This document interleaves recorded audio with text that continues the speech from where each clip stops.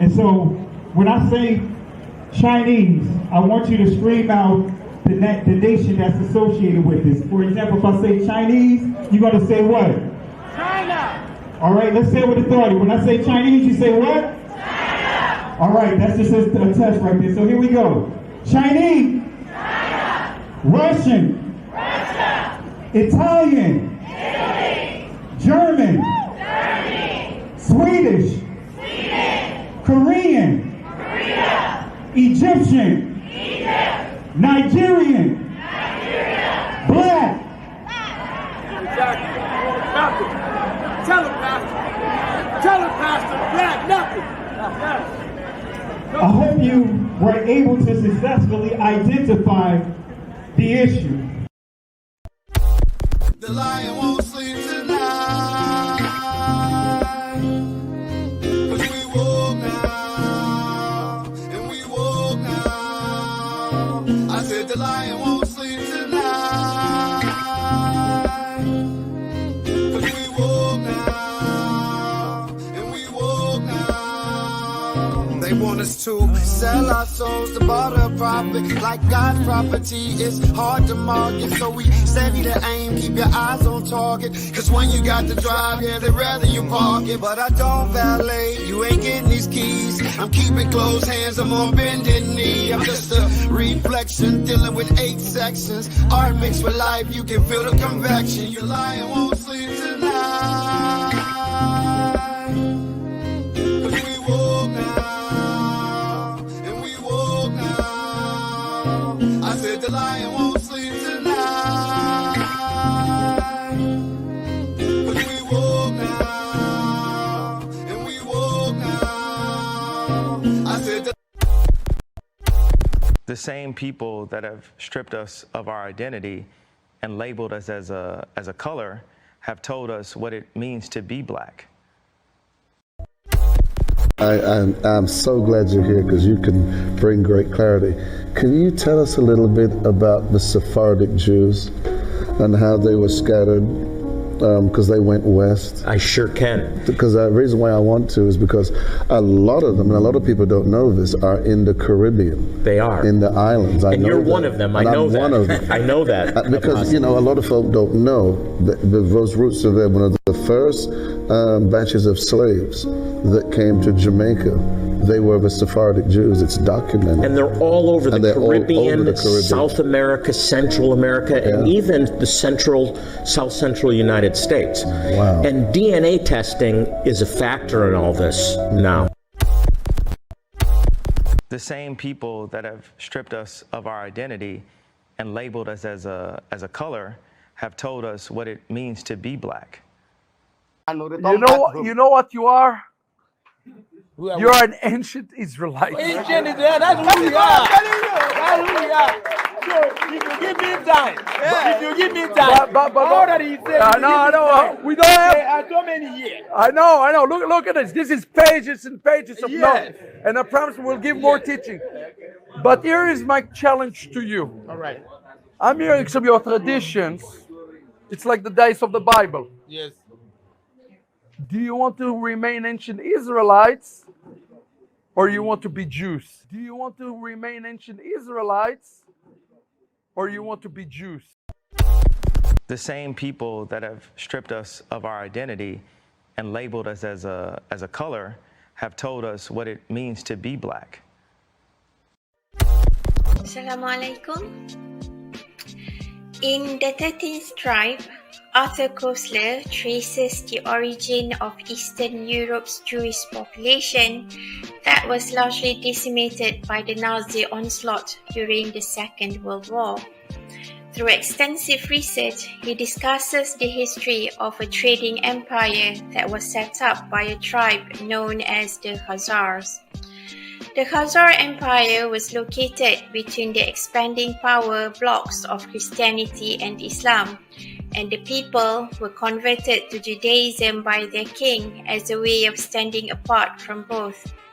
The Khazarians and their wealth were dispersed through the countries of Eastern Europe after the collapse of the Khazar Empire. The Khazarians were not a Semitic people. that they called themselves Jews after their conversion to Judaism is as absurd as the Chinese Muslims calling themselves Arabs is as absurd. I was told welcome home because I'm Jewish. Every single person who's Jewish that steps off the plane, especially for their first time in Israel, is told welcome home. Let's just sit with that for a second. This right here, this is my actual ancestry. I am 88% Ashkenazi Jewish, and none of my ancestors are from the Middle East. The entire Bible is about black people. Not only was Jesus black, but every character in the Bible seems to be black too. Yeah, Zephaniah and Jeremiah and Jebediah, those all aren't white people names, okay? And Jesus wasn't some tan, partially melanated Middle Eastern person either. I'm talking straight up black dude, okay?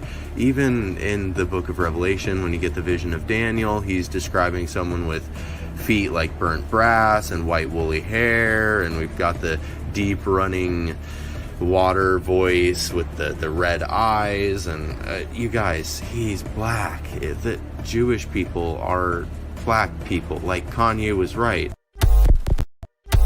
It does not matter what color Jesus was. What matters is that he came to the earth, lived a perfect life, died a death for the sins of the world, and then conquered the grave, proving that he is the Son of God. That's all that matters. That's all that matters. That's all that matters.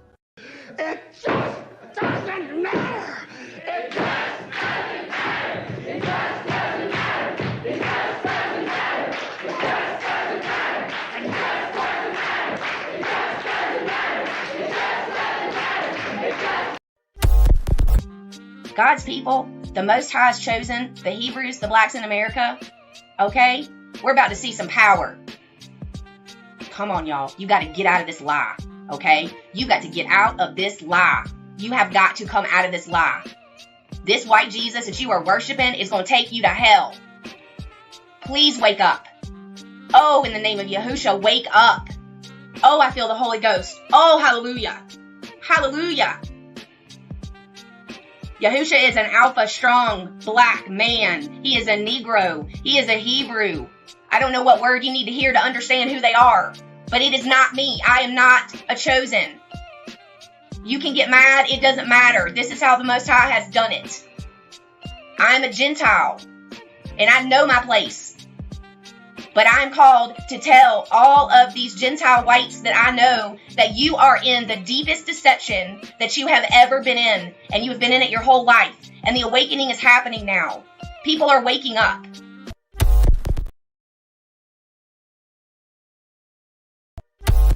The same people that have stripped us of our identity and labeled us as a color have told us what it means to be black. We're finishing now part 2, chapter 2. And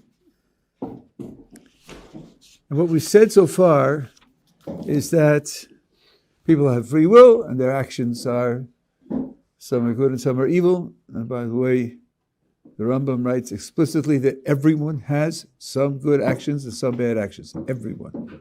Everyone. And he takes it for granted that there'll be a variety. And we talked about the fact that this world and the next world are asymmetrical. The next world is where the majority of a person's actions, which determine his identity, are compensated. For the righteous, they exist in the world to come and they're rewarded. And for those whose major complexion is black, are excluded from the world to come. Genesis chapter 11, verse 10 explains the genealogy of Shem. Shem was a black man in Africa. If you repeat this fact, they can't laugh at you. If you repeat this fact, they can't laugh at you. If you repeat this fact, they can't laugh at you. Want to say peace and blessings to everyone. Hope all is well with you guys. And I'm just going to get right into the lesson because my voice rather, earlier this week. So just don't want to prolong or give a long or extended intro or should I say preface as we get into the lesson. So we're just going to go right into the lesson. So let's get into it. As you can see here, the topic for today or for this session here is they are the Vikings. Invasions, not migrations. Let me say this again. They are the Vikings. Invasions, not migrations. But let me start off with this passage here. If for some of you guys that are not familiar, I did a lesson, did it a couple of times. The deception of the English language, caught between two opinions. This is piggybacking off that lesson, but taking it a step further. All right. So 1 Kings chapter 18, starting at verse 17 is where I want to start off with. It reads, "And it came to pass when Ahab saw Elijah that Ahab said unto him, Art thou he that troubleth Israel? Verse 18, he answered, I have not troubled Israel, but thou and thy father's house, and that ye have forsaken the commandments of Yahweh, and thou hast followed Baalim or Balaam. All right. Verse 19. Now therefore send and gather to me all Israel unto Mount Carmel, and the prophets of Baal 450, and the prophets of the groves, Ashereth or Astarte 400, which eat at Jezebel's table. And for those that may not be familiar with the groves, it's also tree, right? Those that are worshiping the tree, like we see today. So many are worshiping the tree. Christmas, aka the Christmas tree. All right. And some of the other things you see happening. But anyway, that's when you see the groves, think of tree worship. Okay. I'll read it one more time. Now, therefore, send and gather to me all Israel unto Carmel, and the prophets of Baal 450, and the prophets of the groves 400, which eat at Jezebel's table. Verse 20. So Ahab sent unto all the children of Israel and gathered the prophets together unto Mount Carmel. Verse 21. And Elijah came unto all the people and said, How long, and this is dealing with Israel, how long halt ye between two opinions? If Yahweh be Elohim, follow him. But if Baal, then follow him. And the people answered him not a word. And this is a very important and I would say a good passage to build on, because this is a reflection of where we are today. Yah's people is caught between two opinions, two understandings, right? The thoughts, the law, statutes, and commandments, the actual culture that the Most High established for his people versus what has been taught by the very people that have colonized us. Caught between two opinions. You know, many have their one foot in this truth and one foot still inside the doctrines of the very people that have enslaved us. And so this is what was happening back at this time. Israel was caught between two opinions. It was caught straddling the fence, which means that their thoughts, their understandings were warped. Right. So that's the basis of this text. And I want to kind of use this as the overall theme for this lesson, caught between two opinions, which means now that we are warped in our thinking. All right. So how long halt ye between two opinions? And when we look at the word two, we see here in the Israeli shani, and in the ancient Hebrew is shanai. All right. So it means here double, second, again. We see here another, and it goes on to say distinct from something else. And so when you really do the deeper dive or deeper discovery of this word, It means warped. It means warped, right? So let's deal with this word warp. Let's see what the word warp means. But see, when we look here, right, this is the ancient Hebrew. We see here pasak yam. So this is basically passing over, right? This is where you see pasak, pass over. But it also means halt. It means skip. And oftentimes we can skip over the truth because of wanting to hold on to lies. I'll say that again. So many want to skip over the truth because they want to hold on to lies. Now, you guys know some of the lies, like the Trinitarian doctrine, or Christ is literally the Father, or the Hamashiach was Caucasian, or the Israelites were Caucasian. These are some of the lies. These are some of the warped things. These are some of the things that people are hesitant to embrace. They'll skip over this. How do they skip over it? By telling you, that guess what? When you think about the color of Christ, you know what? Let me just tell you this. It just doesn't matter. It just doesn't matter. It just doesn't matter. It just doesn't matter. It just doesn't matter. It just doesn't matter. It just doesn't matter. It just doesn't matter. It just doesn't matter. It just doesn't matter.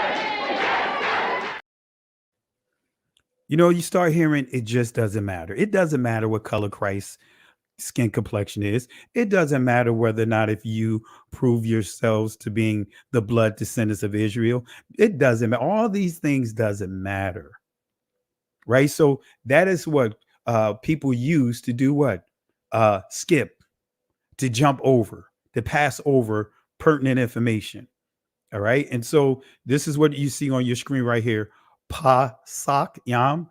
I'm saying it in the ancient Hebrew. So to be yam versus im. And then we see shatai, right? Which transliterates to two.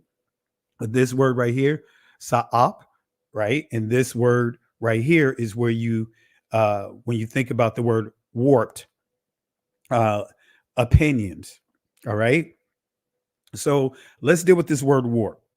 Let's see what it means. This is the etymological dictionary definition of it.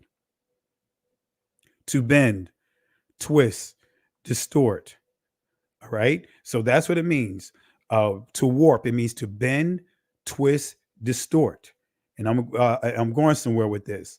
It also means to throw away, hit with a missile. Then we see here to lay eggs. All right. Plant seeds.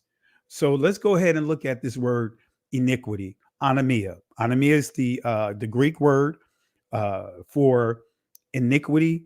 And you're going to see where I'm going at with this, as far as what warped. Israel was caught between two opinions, right? Let's see what iniquity means. It says here, violation of what? The law. So when you read Matthew chapter 7 and you see Christ saying there are going to be so many that's going to cry out, Adonai, Adonai, right? I did this in your name. I did that in your name. And the Messiah responded to them by saying that, hey, he's going to say to them, work of iniquity, right? Works, in other words, bender, twister, violation, transgression of what? The law. Whose law? The Most High's. He said, I never knew you. So the Greek word you'll see is anomia, right? And again, it means violation of the law. It means wickedness, transgression of the law. Then we go to the Hebrew dictionary definition of this word. We see awa in the Israeli is ava, but ancient Hebrew is awa, which did not have a v sound within it. That's a whole nother discussion. But you see here, it says to crooked, make crooked, pervert, do perversely, do wickedly, do wrong, distort. So this is still confirming that word anomia in the Greek. And we see that it means to what? Warp. And because Israel was caught between two opinions, guess what? They were warped in their understanding of the law, statutes, and commandments, because that's what you'll see in the early portion of that chapter. right? So they were distorting, they were bending, twisting, and distorting the law, statutes, and commandments of the Most High, so that way they can be in that gray area. Are we not seeing that today? Are we not seeing that today? We see the same thing happening today in the time that we live in. Many people are pasak, right? Passing over or halting or skipping over the truth, so that way they can hold on to whatever lies that they want to hold on to. All right. And I want to say, moderators, if there's anyone that's inside the chat that is trolling or taken away from the lesson that we're teaching tonight, put them in, give them a warning. Then eventually, if they continue to be a distraction, put them out. All right. So family, we want to have some decorum here. And we want to make sure we stay focused and not have so many side discussions, because we want to make sure those that really want to learn get all what they want to learn out of this lesson. All right. So how long, and I want to say this to you, brothers and sisters, and I know there's some people that are not part of this awakening. I know I have trolls that are watching right now. I know that they're ready to they're waiting for me to trip up, slip up, whatever. And in many cases, they're not even doing that. They will do whatever they can to distort whatever I say, to push whatever agendas that they're pushing. But nevertheless, I'm going to say to everyone, how long will you continue to allow the bending and twisting of the truth? Especially you, family. Come on, family. You guys know the truth. You guys know the truth. And how long? Some of our brothers and sisters that are still straddling the fence, how long you going to be caught between two opinions? How long some of my brothers and sisters that are trolling, that you're going to be caught between two opinions of that Christmas tree, that Easter bunny, that Sunday morning worship? You know, how long are you going to be caught between two opinions? How long are you going to be caught between two opinions? As what Christ asked that same question, how long are you going to be caught between two opinions? And that's one of the things that we are caught between right now. So many of our brothers and sisters are caught between two opinions. How long? How long are you going to be caught up in this Trinitarian doctrine? How long are you going to be caught up in this oneness doctrine? There's so many different theologies that are out there, so many different teachings that are out there. How long are you going to be warped? How long? When we have the truth right in front of us.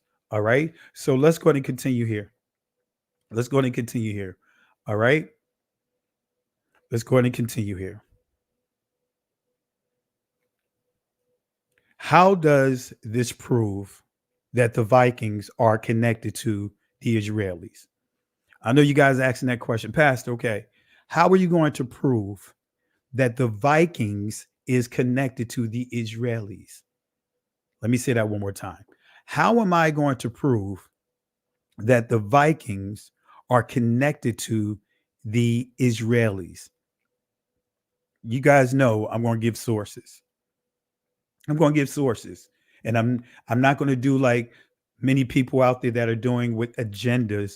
I'm not going to bend and twist or try to massage the truth. I'm going to let you see it for yourself. And we're going to post these sources inside the chat, so that way you guys can vet the information. So that way you guys can know exactly what's the truth. All right. You guys can properly vet the sources. Okay, here we go. So let's start with Genesis chapter 3, verse 15. This is a key prophecy right here.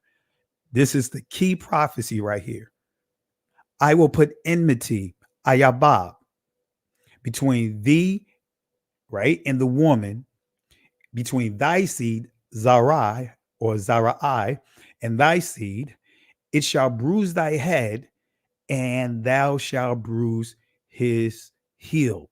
This is an important prophecy. This sets the tone moving forward from here. By the time we get to Cain and Abel, that is part of this prophecy right here.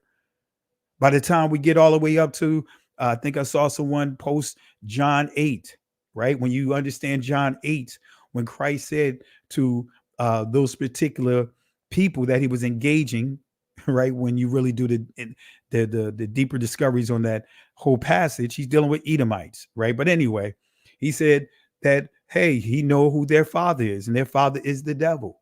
He said, even though they were Abraham's seed, guess what? They were still trying to kill him. This all stems back to this passage right here. And I'll redo a teaching that I did on that a while back called titled Active Hostility. And for those that want to know the depth, the details of what I just pointed out, do a search in my teachings. I know I have a lot, but go to the live search link and then look at the search. Just type in active hostility and you'll see the lessons that I did, giving you a walkthrough about this active hostility and what I just pointed out about John chapter 8. All right. So again, I will put enmity between thee and the woman, and between thy seed and her seed. It shall bruise thy head, and thou shalt bruise his heel. So what is enmity? What is enmity? Ayaba or Iba, right? Because I have the connector there, so you could pronounce it two ways, Iba or Ayaba. But what does this word mean? What does it mean? Well, let's go to the Oxford Dictionary definition of this word. This is what it says. The state or feeling of being actively opposed or hostile to someone or something. All right. So this is where I get the thought active hostility. Ayaba or Iba. And we have so many that's opposing us, opposing this awakening, that have an active hostility, an active ugliness, an active agenda to undermine every last one of us that are seeking the truth, that want to get away from the lies, that are taking a stand. All right. So active hostility is what it's called. So let's deal with this word bruise real quick. All right. This is coming from the Merriam-Webster dictionary. It says bruise. In other words, disable, wound, injure. All right. So when you think about a bruise, for the most part, you can have a pain in your arm or your leg or whatever the case may be. You could bump your leg, bump your arm against something, and you may not see a mark, but you can feel it. You can feel that pain there. That's a bruise. And how do they put these marks there? By subtly changing the words. Certain words that, and I'll get there shortly. I don't want to get ahead of myself, but just using generic words like Lord, God, the word Jew, Gentile, church. Those may seem to be simple words, but as I call those words or refer to those words as words of confusion. All right. So bruise his heel, that means foundation. So when we see bruising the heel, that is foundation. All right. And this is a key prophecy, Psalms 119, 105, right? And this is dealing with the foundation. Notice the foundation, this is giving you an idea of the foundation that these religious systems are going to attack. Thy word is a lamp unto my feet and a light unto my path. I have sworn and I will perform it, that I will keep thy righteous judgments. And when you read this entire chapter, right, the 119th book of Psalms is categorized by the Hebrew letters. And every letter is teaching the importance of the laws, statutes, and commandments. So when you see thy word, the word that it's referring to is the commandments, the law, statutes, and commandments. So I encourage you guys, if you really want to know what these letters mean, go to the 119th book of Psalms and you will get your answer. You'll get proof of what I just pointed out. Every word is going to stress the importance of honoring the law, statutes, and commandments. All right. So let's go to a key biblical prophecy. This is key. And some of you guys that's been following me for years on top of years, you guys know this is not a new revelation, or excuse me, a new teaching that I'm doing when I'm dealing with this portion of the prophecy, because I've taught this for years on top of years, even before I started doing lives, even before the Black Lives Matter speech and all that other stuff. This is what I was teaching here locally in our assembly. All right. And there's older teachings that confirms this. All right. But anyway, let's go to Revelation chapter 13, verse 1. It reads, "And I stood upon the sand of the sea and saw a beast rise up out of the sea, having 7 heads and 10 horns, and upon his horns 10 crowns, and upon his head the name blasphemy, the name Sham, blasphemy." All right. Na'atazah, while others would say Na'at. All right. But anyway, let's go to verse 2. And I really want you guys to make a note of this right here. Pay attention to this beast. Make a note of this beast, because we're going to define this beast as we progress in this lesson. "And the beast which I saw was like unto a leopard, and his feet were as the feet of a bear, and his mouth as the mouth of a lion.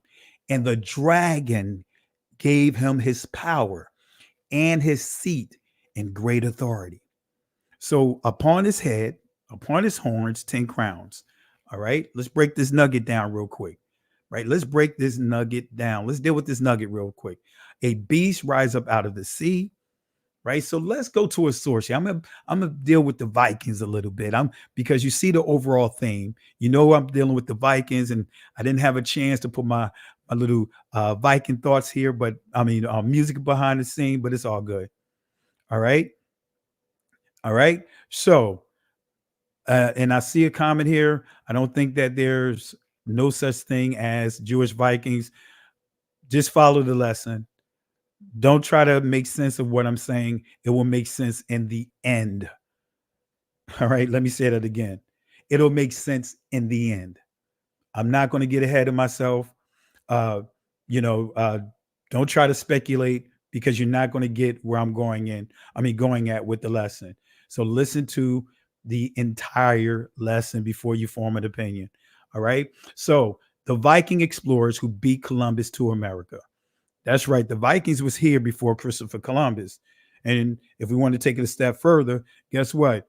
We had people coming from the main continent, coming from the continent of what is called Africa today, making trips over here. You understand?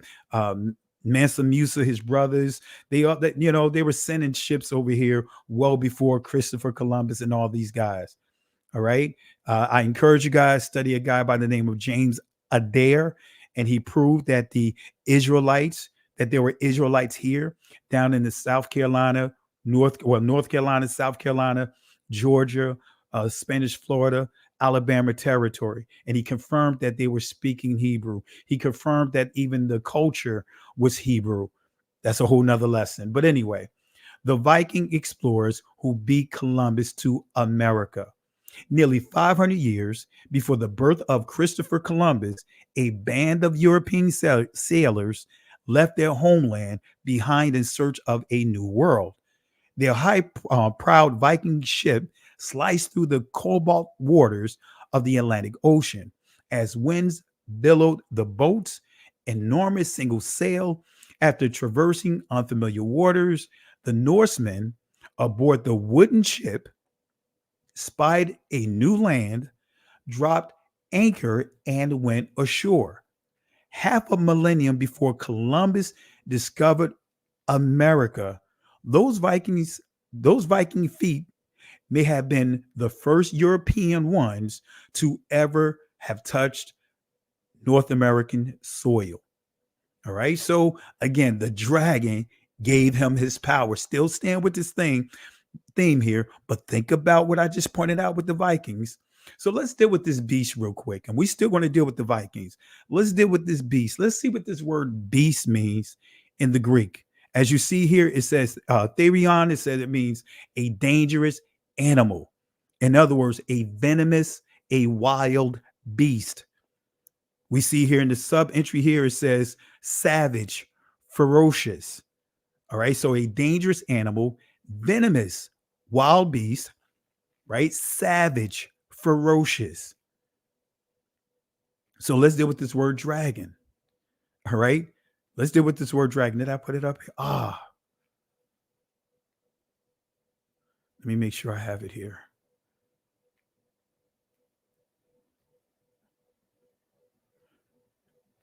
I thought I had it here. Let me make sure. Let me update this slide real quick, family. Let me make sure. If not, we'll skip here. I thought I had it inside the slide, but let me see if I could correct it real quick. Since we still in the early portion of this lesson, let's see here. Let's see what dragon mean. And I thought I had fixed this here, but apparently I didn't. Let's see.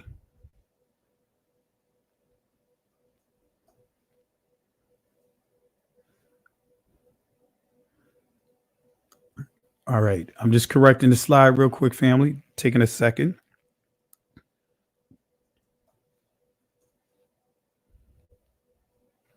There we go.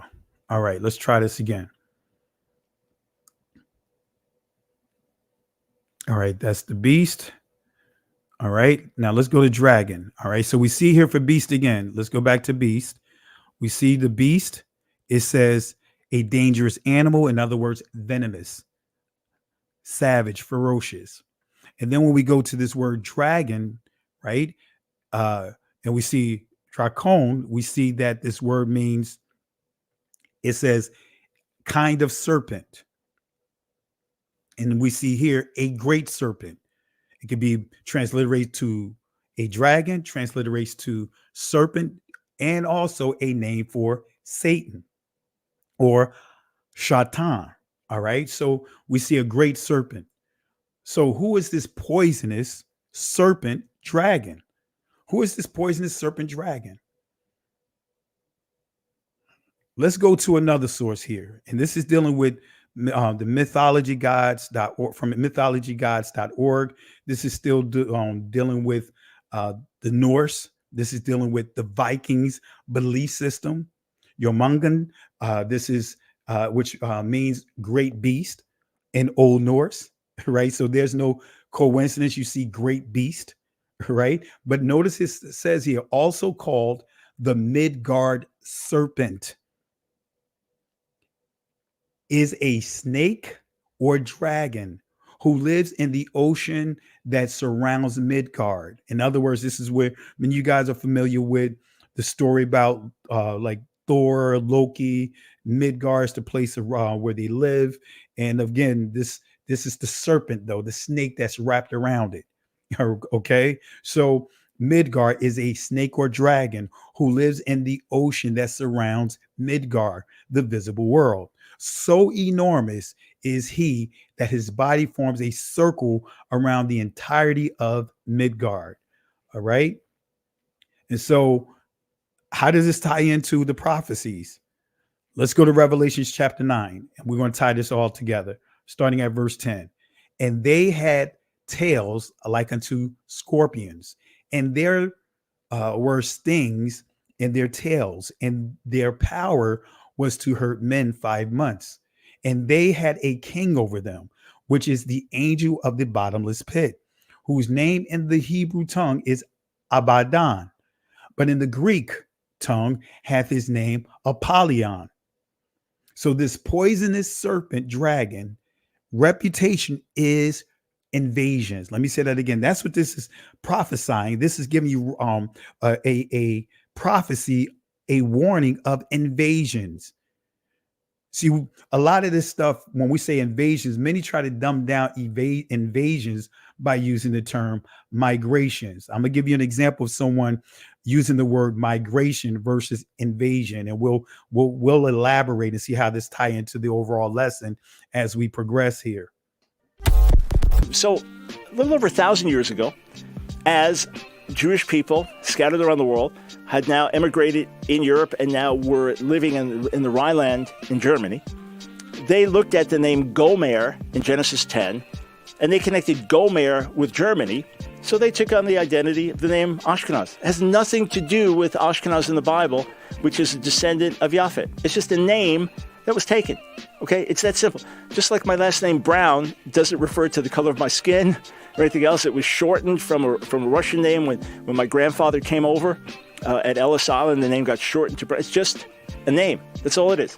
So the idea that Ashkenazi Jews are descended from Japhet is a myth, 100% false.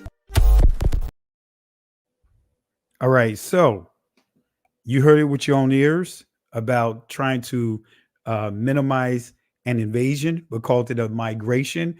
That's a whole nother discussion we're going to get into shortly, dealing with the people that he's dealing with. All right, but we're not going to, I don't want to let the cat out the bag too soon. All right, but before we continue, I want to give a special shout outs to Arayai Alahayim.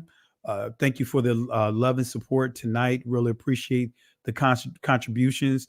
And family, let's show some love to Arayai Alahayim. Really appreciate it again for the love and support. Really appreciate you. And family, again, show some love. Let's give some shout outs to Arayai Alahayim. Really appreciate the love and support. Really appreciate you sowing into the ministry. Really appreciate you. All right. So let's go and get back into it. Let's get back into it.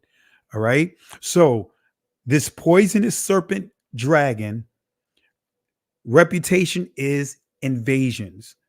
So family, don't allow people to dumb down invasions by using the word migrations. There's a difference. So let's see what invasion means.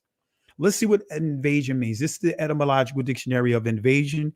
It says an assault, attack, act of entering a country or territory as an enemy.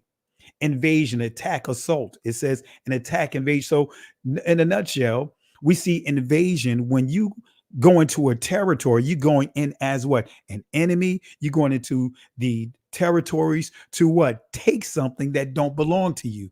Migrations is not, it's a totally different thing. That means you're going to basically, in a nutshell, be submitted to the laws of that land, the laws of the territory. You're not coming there to harm. You're not coming there to be an enemy. You're not coming there to attack. You're not coming there to assault. You coming there to what?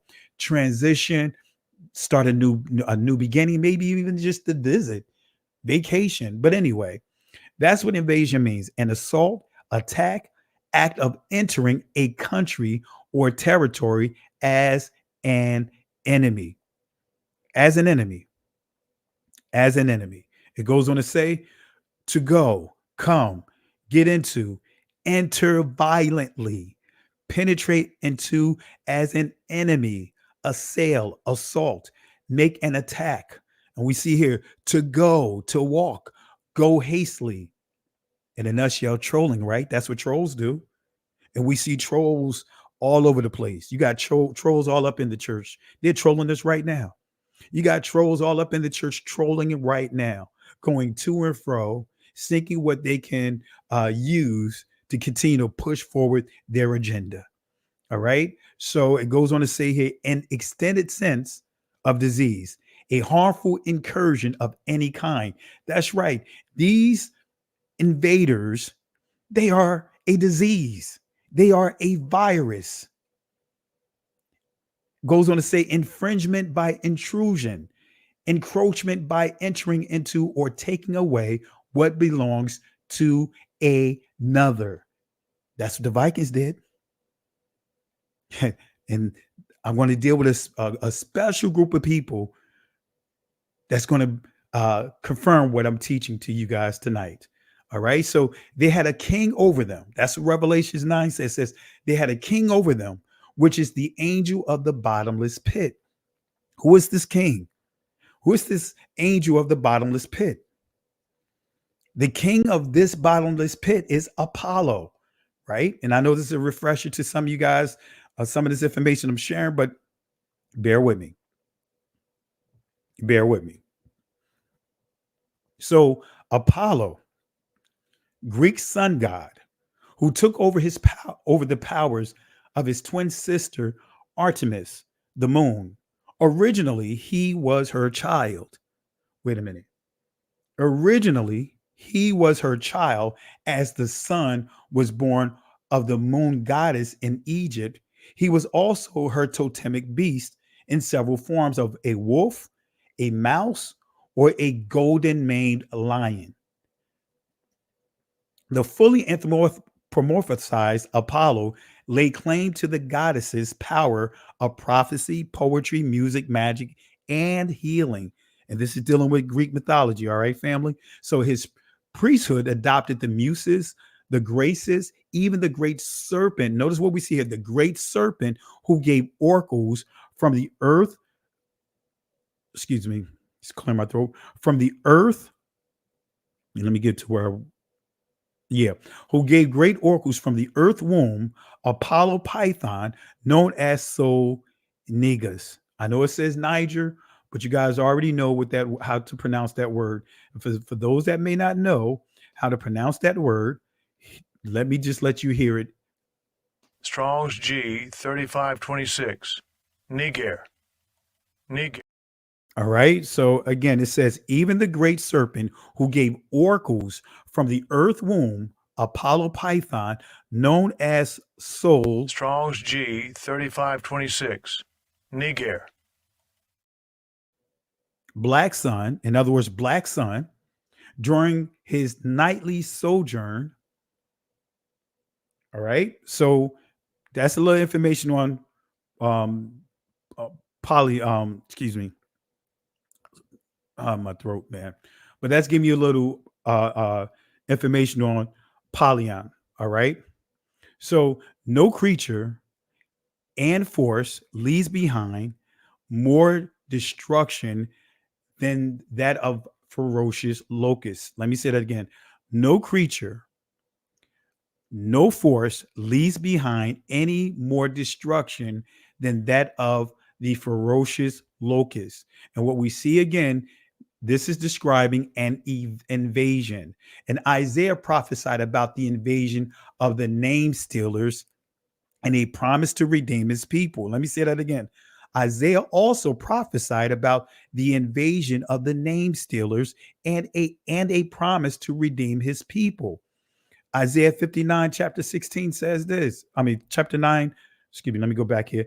Isaiah 59, verse 16. Excuse me, good family. I know I'm butchering this right now. So again, Isaiah 59, starting at verse 16. Let me slow down here. It says this, in disregard to this area at the bottom here. But anyway, it says, and he saw that there was no man, and wondered that there was no intercession. Therefore, his arm brought salvation unto him, and his righteousness, it sustained him. Verse 17. For he put on the righteousness of a breastplate. Doesn't it sound familiar?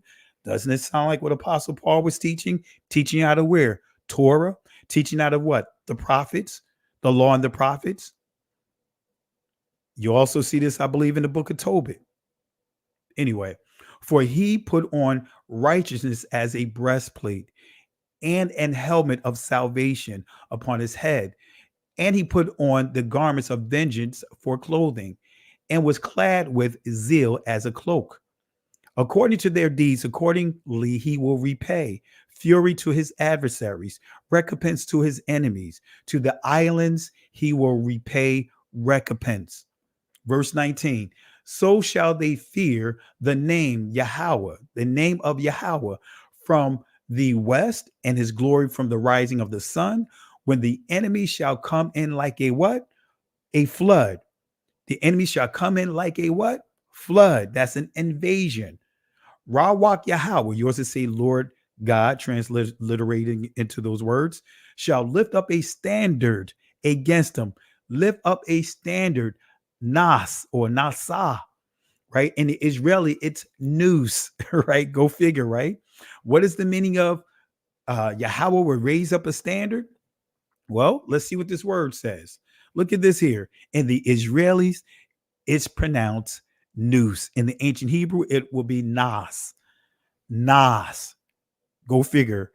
Nas the rapper, Nas, or Nasa. This is where you get the word NASA from. But anyway, it says here, but in the Israeli, it's noose.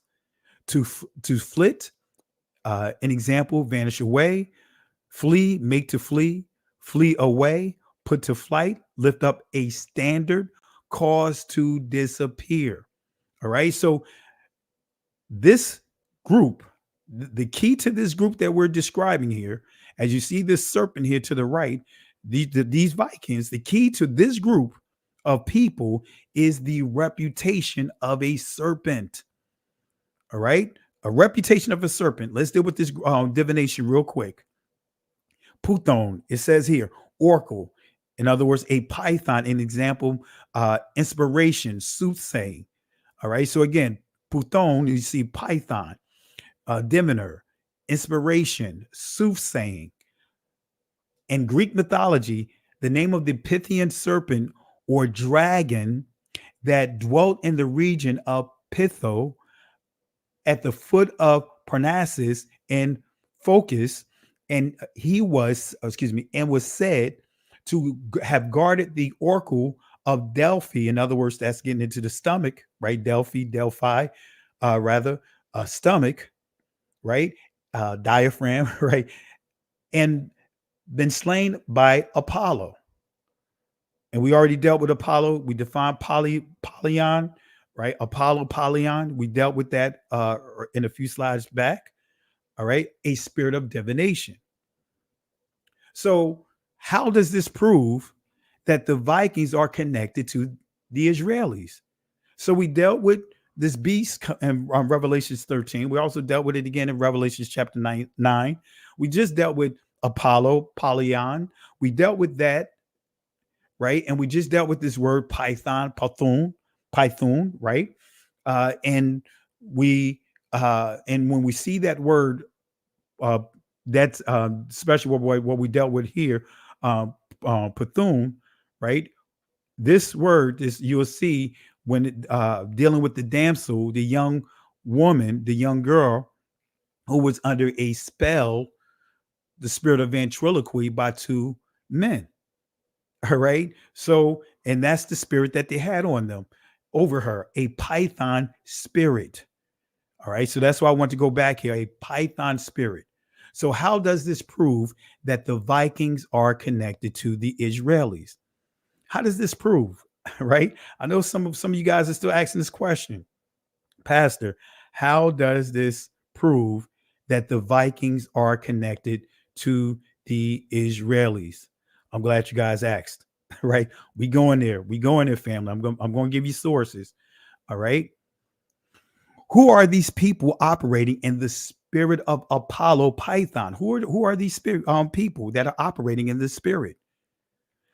The Scythians are key to accurately answering this question. Let me say it again. The Scythians are key to accurately answer this question. The Scythians, right? And let me play a couple of clips here, right? Because remember, right? Professor Brown, Mike Brown, right? He was teaching that the Scythians no longer exist. They just disappeared, right? Let me play that clip real quick. So this is a totally different group of people now, right? This nation, this people called Ashkenaz, nothing to do with Israel, nothing to do with Jewish people. Well, who are they? If you will look at virtually every major Bible dictionary, Bible encyclopedia, here's what you'll find. I'm going to read to you, for example, from the Anchor Yale Bible Dictionary, one of the most respected Bible dictionaries, multi-volume. Who is Ashkenaz? Here's what you see. The first descendant of Gomer, who is the first offspring of Japhet in the Table of Nations. In Jeremiah 51:27, Ashkenaz appears along with Ararat and Mini as a kingdom called upon to oppose Babylon. The name is identified with the Neo-Assyrian Ishkuza, who appeared between the Black and Caspian Sea in the 8th and 7th centuries BC, driving out the Cimmerians. And it goes on. Who are they then? For Herodotus, so a famous historian in time before Jesus, these people came to be called the Scythians or Scythians, right? We could read through the rest of that in detail. But this has nothing to do with Israel. This has nothing to do with the Jewish people. This has nothing to do with Ashkenazi Jews today. It was an ancient people called the Scythians or Scythians, and they leave society. They disappear. They're all gone a couple thousand years ago. Oh, here's another Bible dictionary, Erdman's Bible Dictionary. Ashkenaz, the eldest of the three sons of Gomer, the son of Japhet, and the name of a kingdom, referencing these same verses. Most likely it was the Scythian kingdom, and then also referencing Assyrian, so Akkadian, Ishkuza. The connection to the Cimmerian invasions accounts for its relation to Gomer. Aligned themselves with the Mani, the Scythians revolted against Assyria in the 7th century BC, but were afterwards conquered by the Medes and the Persians in 538. They provided contingents of troops for the Persian attack against Babylon. And then after a few hundred years, they're lost from history. So they have zero to do with Israel, zero to do with the Jewish people, zero to do with Ashkenazi Jews today. Zero. You say, well, where did the name Ashkenazi came from? Stranger danger! Stranger danger! Stranger danger! So, a little over 1,000 years ago, as Jewish people scattered around the world had now emigrated in Europe and now were living in the Rhineland in Germany, they looked at the name Gomer in Genesis 10, and they connected Gomer with Germany, so they took on the identity of the name Ashkenaz. It has nothing to do with Ashkenaz in the Bible, which is a descendant of Japhet. It's just a name that was taken. Okay, it's that simple. Just like my last name Brown doesn't refer to the color of my skin or anything else. It was shortened from a Russian name when my grandfather came over at Ellis Island. The name got shortened to Brown. It's just a name. That's all it is. So the idea that Ashkenazi Jews are descended from Japhet is a myth, 100% false. Stranger danger! Stranger danger! Stranger danger! Stranger danger! Yeah, family. So we're going to unpack what Dr. Brown pointed out. We are going to unpack that, right? We're going to unpack that. I had another clip I was going to share. I didn't get a chance to upload it to give you more of a analogy, so to speak, of exactly how he sounds. All right. But we're going to go ahead and deal with this. We are going to go ahead and deal with this because he said the Scythians just disappeared. These people just disappeared. So we're going to unpack this here. We're going to unpack this. Some of this to you guys are going to be a refresher in this area. But guess what? The reason why I do this, just like the Most High told Moses to do with Joshua, he told him to rehearse. And family, you know, repetition. The psychology of repetition is how we retain. Okay, so let's go ahead and get into it. Let's unpack the Scythians. This is the key to proving that the Vikings are connected to this people. Here we go. Who are the Scythians? And we're going to cover some of his sources that he used here. But we're going to prove that what he just shared was an absolute falsehood. So who are the Scythians? Let's start with locating Magog, right? Let's see who Magog is. Let's run through this real quick, family. You got some of you guys already know this, but there are others that are new and they may not know this information. So don't let the cat out the bag. And let's have patience and let's remember that at one time, none of us knew this information. So let's start with Magog. It says, region of Gog, the second of the sons of Japheth. In Ezekiel, it is the name of a nation, probably some Scythian or Tartar tribe descended from Japheth.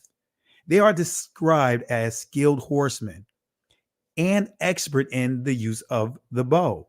The Latin father Jerome says that this word denotes Scythian nations, fierce and innumerable, who live beyond the Caucasus and the lake Maeotis, or Maeotis, excuse me if I butcher the name, Maeotis, I believe that's how you pronounce it, and near the Caspian Sea, and spread out even onward to India.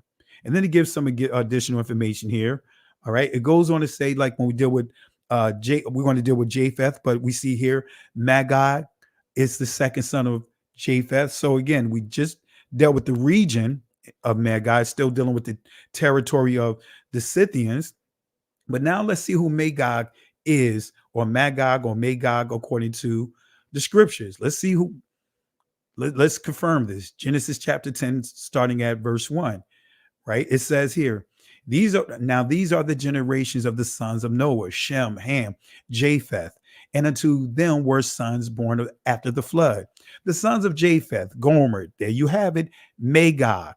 Right? We see Magawag or Maga, right? However you want to pronounce it, but ancient Hebrew would be Magawag, but we see Magog, Madai, Javan, Tubal, Meshach, Tiras, or Tyrus. So we see Magog is a son of Japheth, second son, as you see here. So according to the Eastern Bible Dictionary, 1894, Magog is also connected to the Scythians, right? We confirmed that. Who are the Scythians? All right. This is coming from the Britannica online. It says Scythian.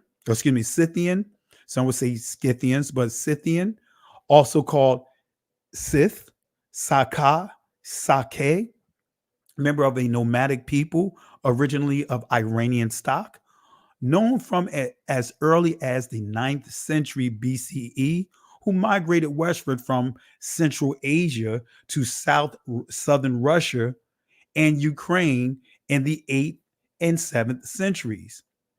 Now, when we listen to what Dr. Brown pointed out, he said that his grandfather came from Russia, right? He said Brown, Russia.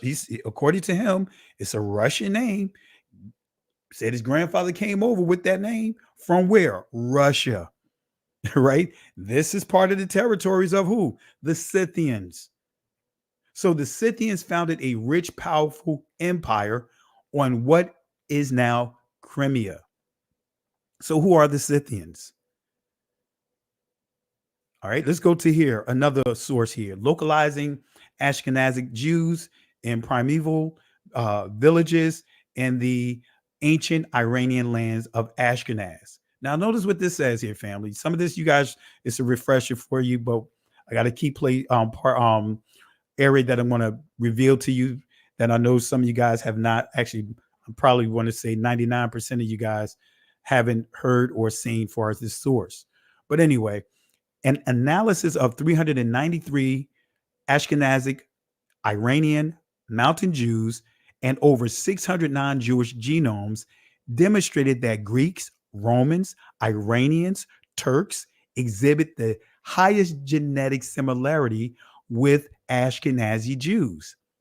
The geographic population structure analysis localized most Ashkenazi Jews along major primeval trade routes in northeastern Turkey, adjacent to primeval villages with names that may be derived from Ashkenaz. Iranian and Mountain Jews were localized along trade routes on the Turkey's eastern border. Loss of maternal haplogroups was evident in non-Yiddish speaking Ashkenazi Jews.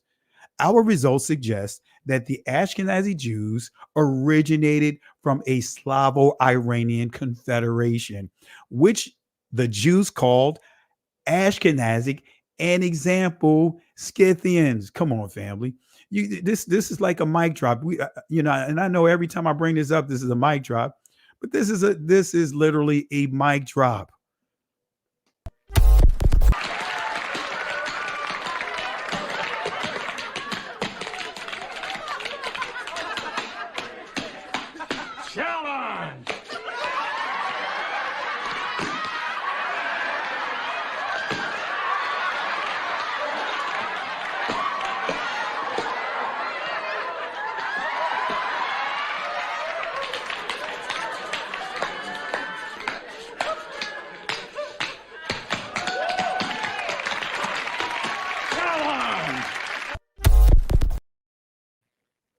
All right. So again, This is, as we see here in the source, reading from the source again, and it reads, this is compatible with linguistic evidence. Matter of fact, let me go up a little bit. Let's do this part again.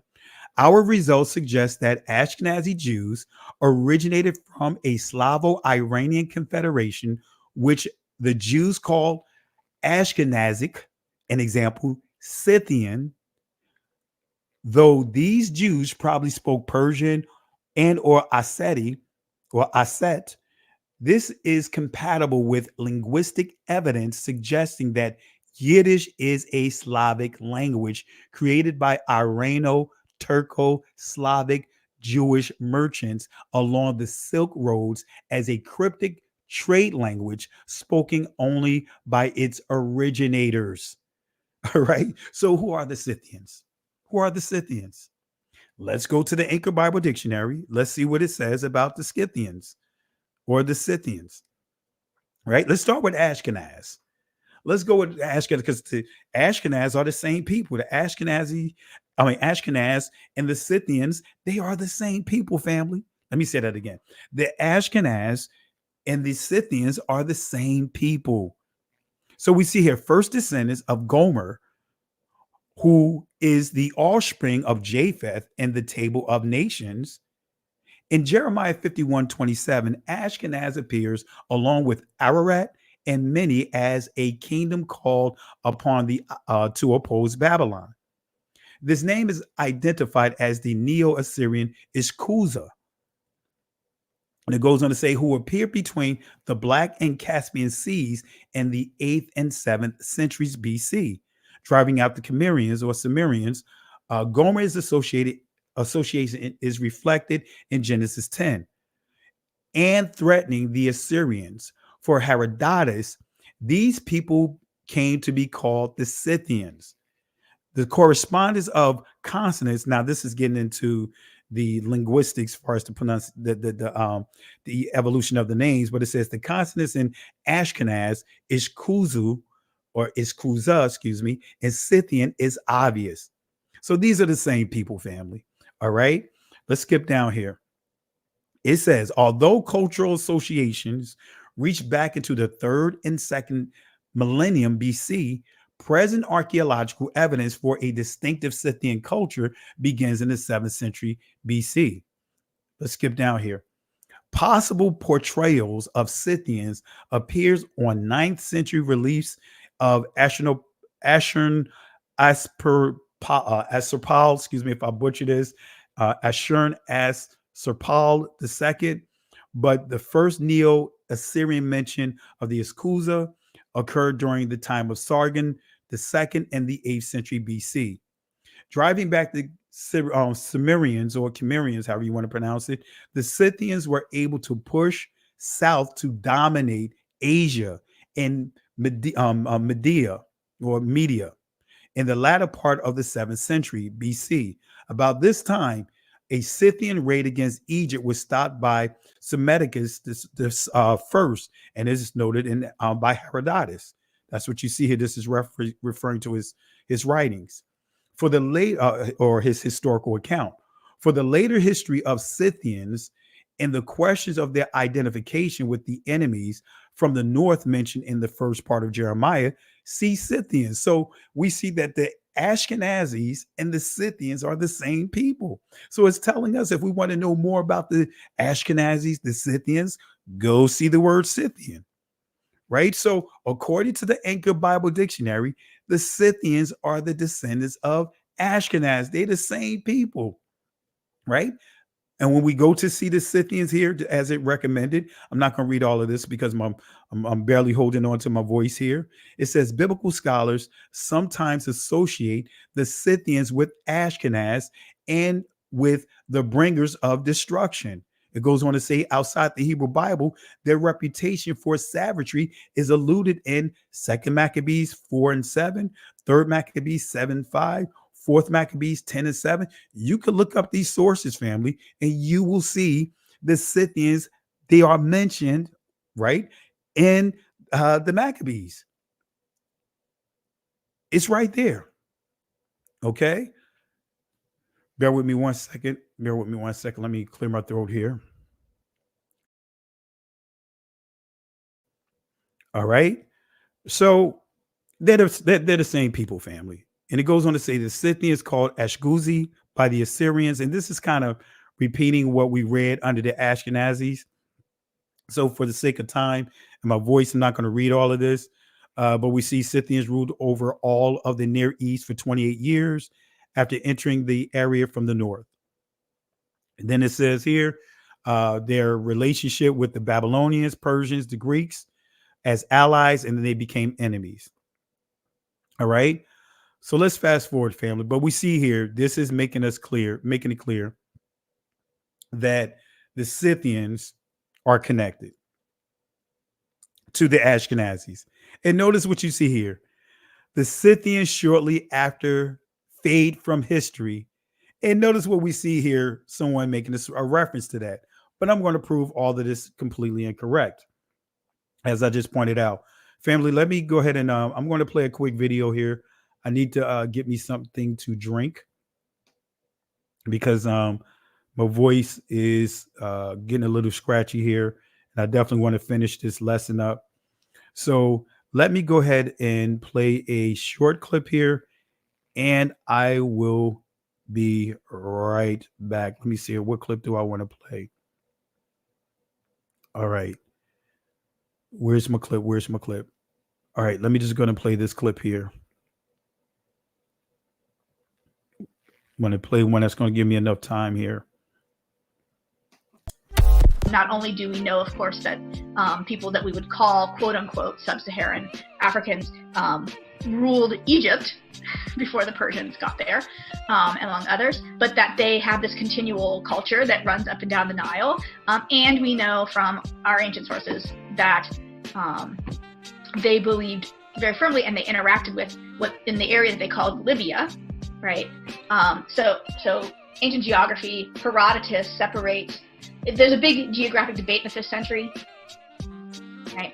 So on the one hand, we have Hecataeus, who has his map of the world, and Herodotus seems to be addressing him and trying to correct him at various points in his history. But there's debate of whether there's one continent or two continents, whether everything west of the Nile is its own continent called Libya, or whether it's not.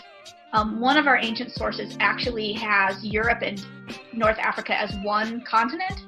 Yeah, because Libya is the name that he uses for everything west of Africa, essentially, is what Herodotus uses. But it's also used at some points for the entire continent of what we call Africa. Because remember, Africa is a Roman word. It's not a Greek word. They didn't call it Africa.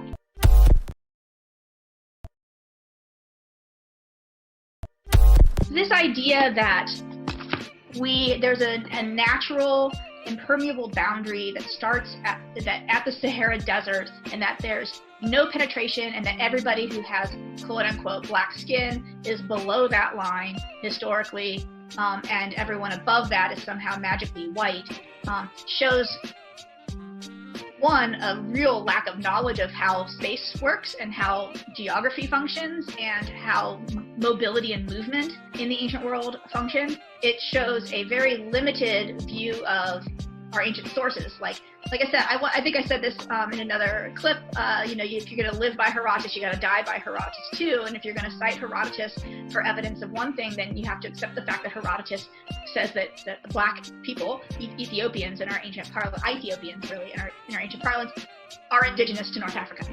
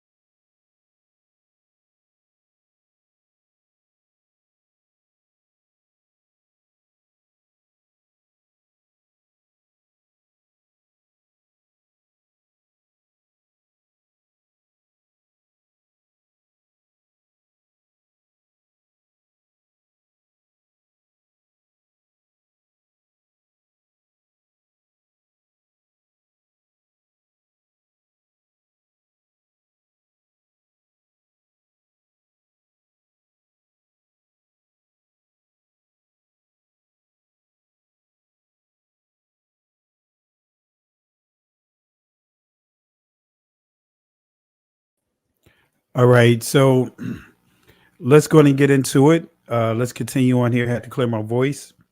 What's the sound? Did the video play?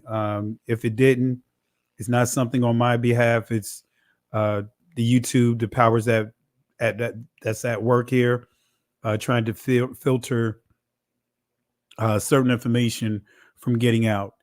So because I heard it on my end, but again, that's on their end. I can't stop that. I'll try playing it one more time. If there's no sound, just type in no sound, and you'll see what I'm saying. Because I heard sound on my end, but apparently you guys didn't hear it on your end. Let me play it one more time. If it doesn't work, then we'll just continue. But this is Professor Aaron Elhike, who's giving clarity on what we just talked about using DNA. When you see Ashkenazi Jews sharing high similarity to Romanians and Hungarians, this is because both of these populations were offshoots of the Khazars. They were both founded by these members of the Caucasus who ruled this area of north of the Black Sea, where we have South Russia nowadays, between the 7th and 13th centuries. Very powerful empire. They converted to Judaism in the 8th century, and they sent offshoots to Eastern Europe. And we still some Ashkenazi Jews are mapped to this region of Ukraine. They're not all mapped to Ashkenaz. Most of them are, but some of them are mapped to Ukraine, and we can see very nicely some kind of migration route using GPS. All right, family. So that's not on my end. That's on the that's YouTube and StreamYard. That has nothing to do with the video because I heard it on my end and everything is shared. So appreciate you guys for bringing that to my attention. All right. So let's go ahead and get back into it. All right, let's get back into it. So we see here again, Scythian presence in the Near East is restricted to Crimea, according to the source, and the shores of the Black Sea. All right. Of it records Scythian life in the 1st century AD. Now, the Scythians occupied what's called modern day Russia and Ukraine. Okay. Want to make sure you guys understand this. There is another group of Russians who are connected to the Ukrainians, to the Russians and the Ukrainians, of course. There's a whole nother group of Russians that are connected to these groups that I just pointed out, that are connected to the Russians, that are connected to the Ukrainians. Go a step further, they're connected to the Poland, Poland, the Hungarians, the Romania. I could go right down the list. All right. So let's deal with them. You guys already know this. They are called the Khazars, right? So the Jewish community, as we know them, falls under two main groups, according to them: Sephardic Jews and Ashkenazi Jews. All right. The Ashkenazi Jews are the East European Jews, which were found in Poland, Russia, Germany, and West Asia. Okay. So this group of Jews make up 90% of the so-called Jewish community in the world. All right, that's a whole nother discussion, but we're not going to do it tonight. The Jewish Encyclopedia, 1905. Notice what it says. The Jewish Encyclopedia, 1905, revealed that the main stock of Jews came from this people known as Khazars or Khazars. All right, let's see what it means. Let's see what they say. Let's unpack this. So it says here, Khazars, a people of Turkish origin. Let me say that again. A people of Turkish origin whose life and history are interwoven with the very beginning of the history of the Jews of Russia. The kingdom of the Khazars was firmly established in most of South Russia long before the foundation of the Russian monarchy by the Varangians. And it goes on to say, the Jews have lived on the shores of the Black and Caspian Sea since the 1st century of the Common Era. Historical evidence points to the region of Ural as the home of the Khazars. Among the classical writers of the Middle Ages, they were known as Khazars or Khazirs or Akadzirs or Akadzirs, or Akatirs. And in Russia Chronicles, all right, that's just giving you more information on it. All right. So we know that the Ashkenazis are also known as the Khazars. They're also known as the Scythians. So let me give you another source here. This still tying into Revelation 13. And this is where we're going to tie it into, right? This is a source tracing lost history from the Caucasus to Europe. Of our home, Dr. Koja Spori. And I'm going to drop this source inside the chat here. But it says here, right, though, under this section, under this particular article here, it says to the origin of Europeans and Jews. This is a professor who is, in a nutshell, visiting these areas of his origin, his people, his tribes, his culture, his community. And this is what he reported back on. He says here, according to some scientists, large parts of the so-called European or Caucasian civilizations including the Indo-European languages, originally come from the area between Caucasus and the Volga. In other words, the Caspian and Pontic steppe, right? Ashkenazi Jewry deriving from the ancient Khazars can also be tracked back to the same area. All right, come on, family. Ashkenazi and the Khazars, they're the same people, along with the Scythians. I embarked on an overland trip from the Caspian Sea and the Caucasus to Central Europe, following in the footsteps of our ancestors to learn more about our history on a road trip from east to west. All right. So the migration of these people, now pay attention, the migration of these people, the Scythians, the Khazars, and the Vikings, this entire group of people, right?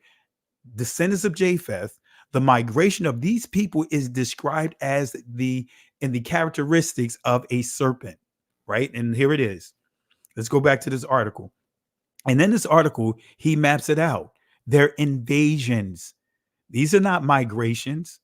These are invasions, and it looks like the movement of a snake, right? And that's the point he's going to make here, right? But again, pay attention to the name of these places, all right? But anyway, I'm not going to get into all of that. All right. The Volker Wanderung, and I know I'm probably butchering this because it's a Germanic pronunciation here, but anyway, is usually described as a nation's migration period of Germanic people from east to west. See, they're describing this as a migration. We know it wasn't a migration, right? Pushed forward by climatic changes and or enemies from the Asian steppes, like the Huns. All right. And it goes on to say, right, notice what this says here. In another Volker Wanderung view, it says this migration is rather seen as invasions. Wait a minute. So this professor is making it clear that, as it says here, this migration is rather seen as invasions of joint Turco-Gothic forces. In a more delicate interpretation, the invading steppe forces were manipulating with the invisible hand the sheep-like resident peoples into nation building, right? And notice what he highlights here, the word nation. He says, let me read this part again. The invading steppe forces were manipulating the invisible hand, the sheep-like resident people into nation building. And look at here, Nat equals snake, symbol rebirth. Let me say that again. He says Nat, which you get the word nation according to the language, his breakdown of this word, symbol of rebirth. Nat equals snake, snake equals the symbol of rebirth. The words for settlements, and we see Slavic, Sanitsa, in places like Stan, states, right? So he just gave me some additional examples of this word, but he goes on to say, to me seems etymologically closely related just as much as the separation lines between Granitsa, in other words, Slavic borders. We see Ukraine. I'm not going to butcher these words here, but it says all strangely connected through Old High German. So it's saying all of these people are connected. Okay. Now let's go back to this prophecy of Revelations 13. So the point that I want to make, he was dealing with the Khazars, he was dealing with the Ashkenazis, and he's showing how they were invading different territories on that map. So let's go back to Revelation chapter 13. It says, and I stood upon the sand of the sea and saw a beast rise out of the sea, having 7 heads and 10 horns, and upon his 10 horns, upon his horns, 10 crowns, and upon his heads the name of blasphemy. Verse 2. And the beast which I saw was like unto a leopard, and its feet were as the feet of a bear, and his mouth as the mouth of a lion. And the dragon gave him his power and his seat and great authority. So the dragon gave him his power. That's what I really want to focus on. So let's deal with this here. So the beast like unto a leopard, that's Germany, right? And this is a quick source here from the Newsweek publication, April 9th, 1984. Since the time of Charlemagne, the area that is now Germany has been the pivot of European history. In the past 120 years, the Germans have dominated Europe intellectually, industrially, militarily. Dominion was given to the leopard. It says feet of a bear. Is also added to the characteristics of this beast. Feet of a bear, a Russian, right? Which is Russia. Let me go back here. Feet of a bear, which is Russia. And this is an old Olympic cover of Time magazine. You see the image, right? The beast, the animal for Russia is a bear, right? So his mouth as the mouth of a lion. Now, this right here, family, this is straightforward. When you hear me break this down real quick, straightforward. His mouth as the mouth of a lion, right? So the national animal, right? The lion. Now we're dealing with the UK. We're dealing with Britain. We're dealing with the whole England. Their national animal is the lion, right? It says that because the lion is symbolic of bravery, it was frequently used to depict the courageous warriors of medieval England. Today, it remains the national animal of the country and is used extensively in sports, team names, logos, icons, and so on. All right. So the lion is the symbol of the United Kingdom. And then when we go to Daniel chapter 7, verse 4, notice what it says here. The first was like a lion and had eagle's wings. I beheld till the wings thereof were plucked, and it was lifted up from the earth, made to stand upon the feet as a man, and a man's heart was given to it. Guess what, family? Now I know, when you start really getting into end time prophecy, many have their own thing they want to, use the, when we start dealing with eschatology, they want to use the Christian approach of eschatology, even though eschatology, there's tons of different variations of eschatology, but that some want to reduce this to being the Babylonians and all of that. I'm not getting into all of that. I understand eschatology. I know what it means. And no, I'm not boxed into how many others interpret the prophecies. These prophecies apply to today. And as you see here today, in this passage, you'll see Britain, and you'll see the separation of the United States from Britain, right? It says the first was like a lion, had eagle's wings. I beheld till the wings thereof were plucked, and it was lifted up from the earth and made stand up upon feet as a man, and a man's heart was given to it. May stand upon his feet as a man. So that's the birth of the United States. You can you guys can go back and unpack this, but this is the birth of the United States, right? The birth of the United States. A lion with wings, the wings plucked away from it, made to stand on his feet as a man, right? That's the birth of the United States. That's dealing with the Revolutionary War. All right. So, but the key that I want to point out, because I want to get too deep in that, the key is the primary language of Great Britain, the primary language of UK is the English language. So when you see the reference of the beast having a mouth, the mouth of a lion, this is dealing with the English language. That is the lingua franca of the land, of the world. That's the trade language. That is the trade language. All right.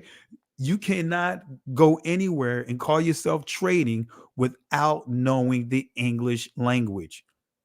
Guess what? That English language is the Norse. That English language is part of what is called the Proto-Indo-European language, which is the language of Japheth. That is the language of the Vikings. Right? Well, I'm going somewhere with this, fam. I am going somewhere with this because when I taught this lesson, I made it clear.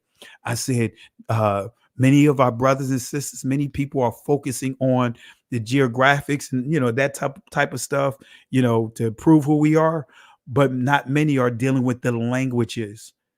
Remember the scripture says land, family, and tongues.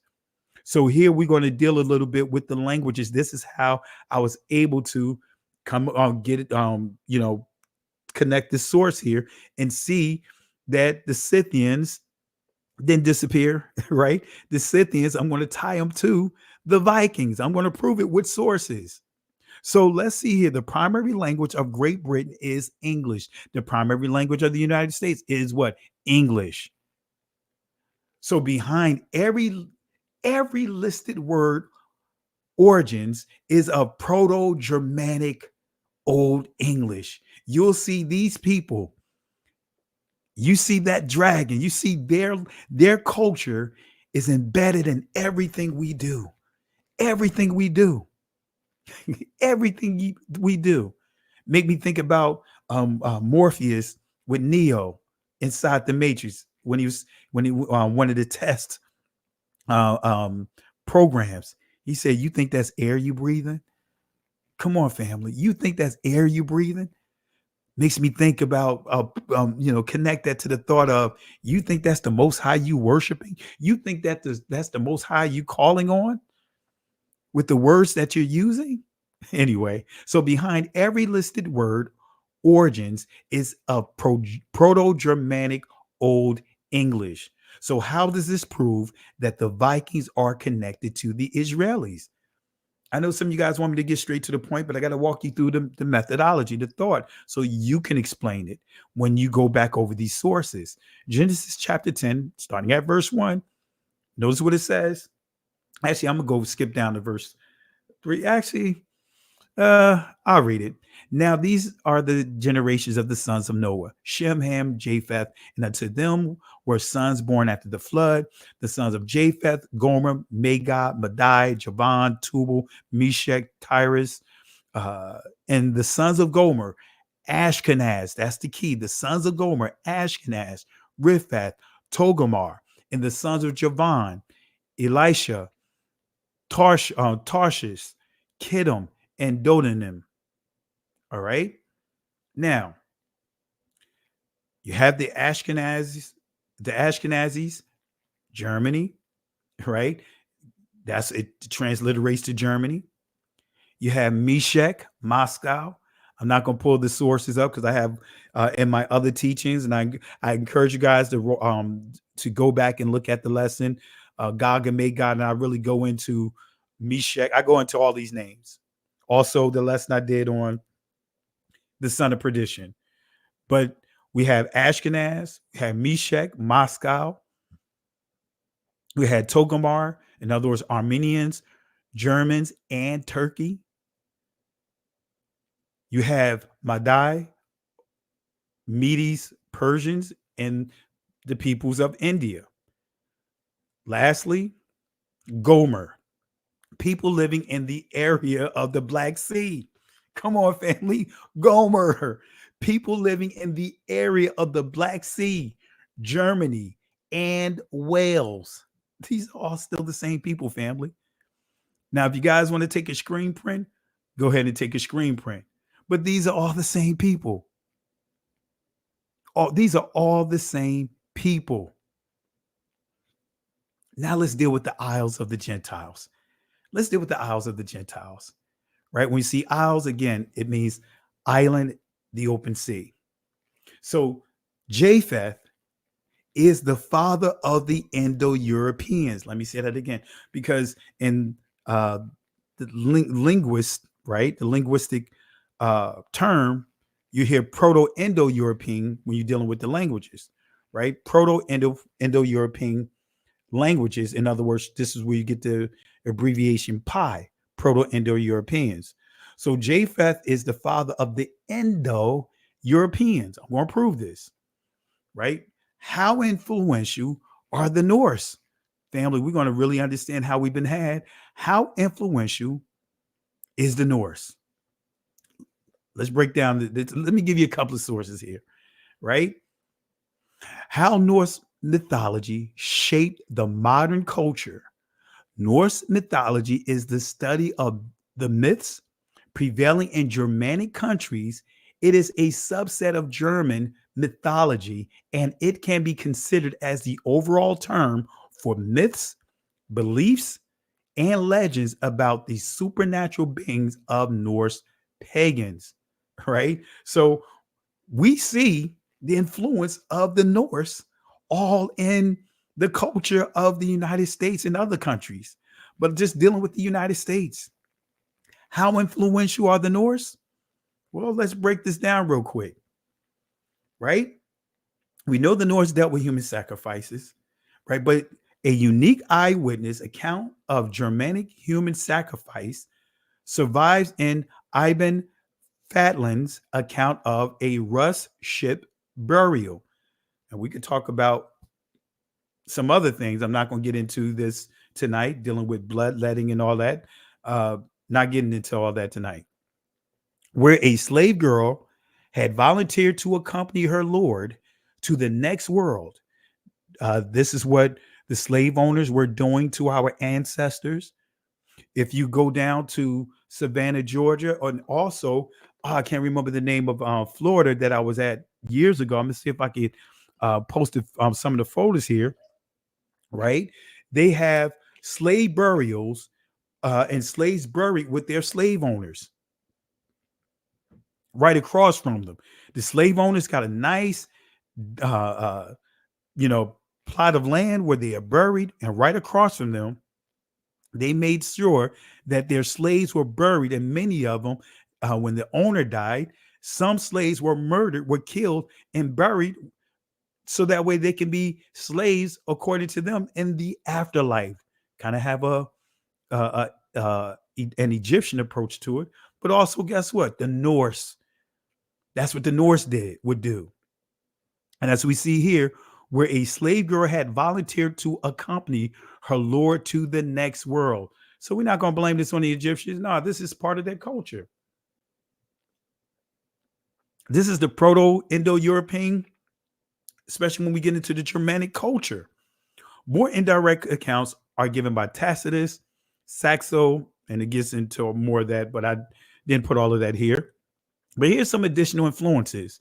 The gods of Norse and Germanic mythology have left numerous traces and elements of everyday life in most Western countries, especially those who use Germanic languages.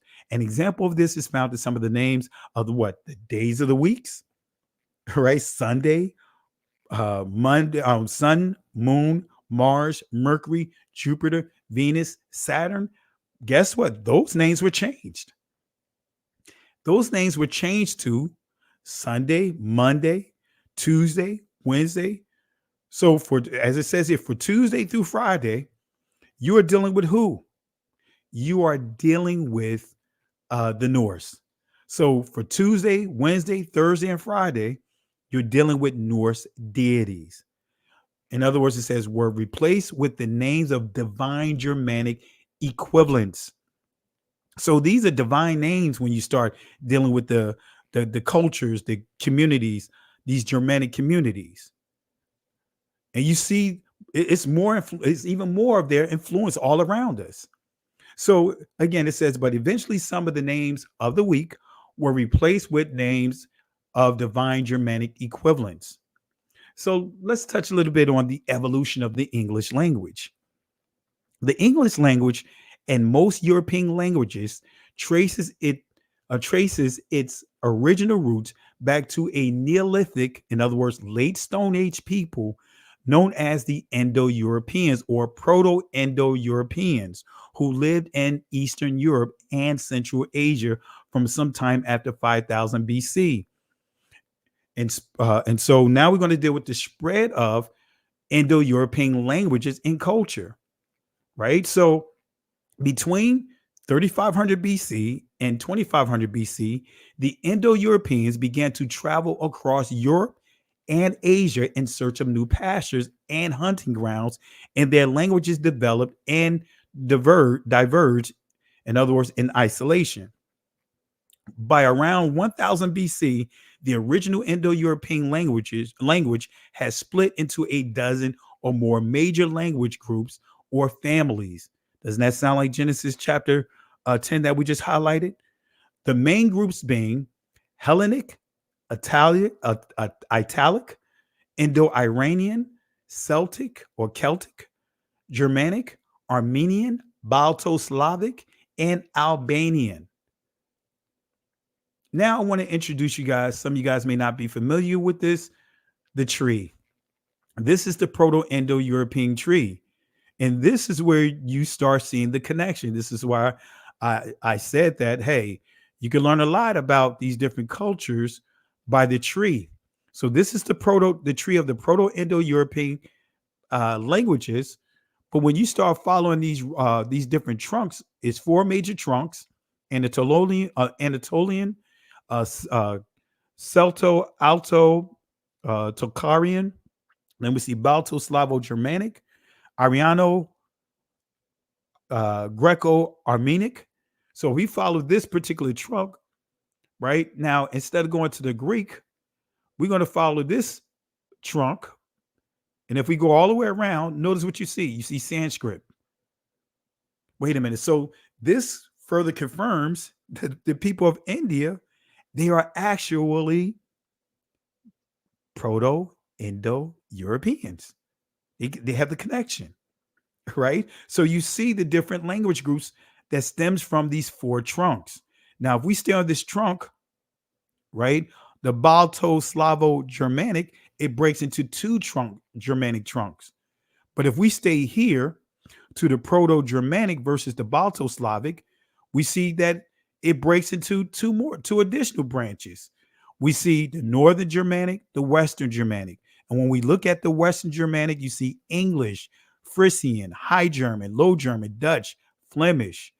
And then in the other trunk, which is the Northern Germanic, right, you see Scandinavian, but you see the break off here, Gothic, Danish, Swedish, Iceland, Norwegian.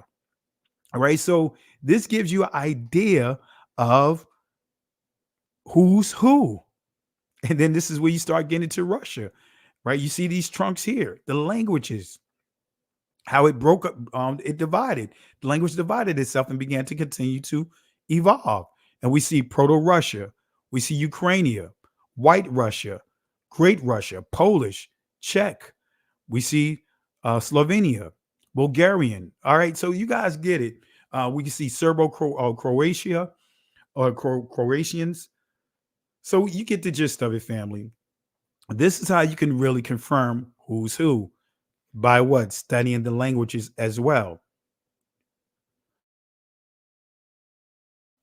All right. And so guess what? Yiddish is all part of that Proto-Indo-European tree of languages. But that's a whole nother discussion. Don't want to get sidetracked with that. So how does this prove that the Vikings are connected to the Israelis? I'm giving you guys enough nugget, but how does how did I use the languages to prove that the Vikings are connected to the Israelis? Well, it's through understanding the importance of language according to scripture is how I was able to connect the Vikings to the Israelis. We will use the English language to connect the dots between the Vikings and the Israelis. Here we go.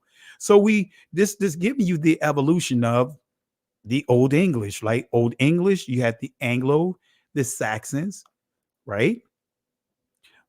So the Old English, Anglo-Saxons, but we also had the Jutes and Vikings. So you have the Anglos, Saxons, the Jutes, Vikings, and we're going to deal with this here in a second, right? Middle English, you have Norman, French, Early English, you have the Great Vowel, right? And that was a major Great Vowel.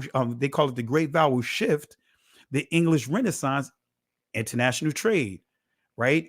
And man, when you really start going into that and understanding this Great Vowel Shift, then you start understanding those dots, those marks, the Nikud system.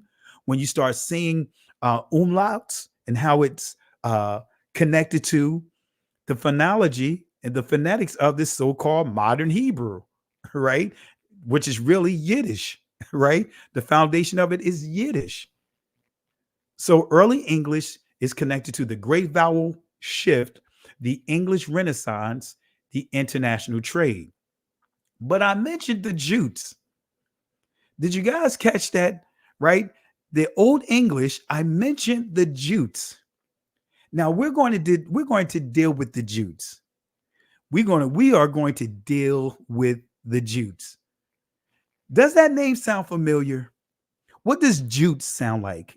Just type it in the comment section. What does the Jutes sound like?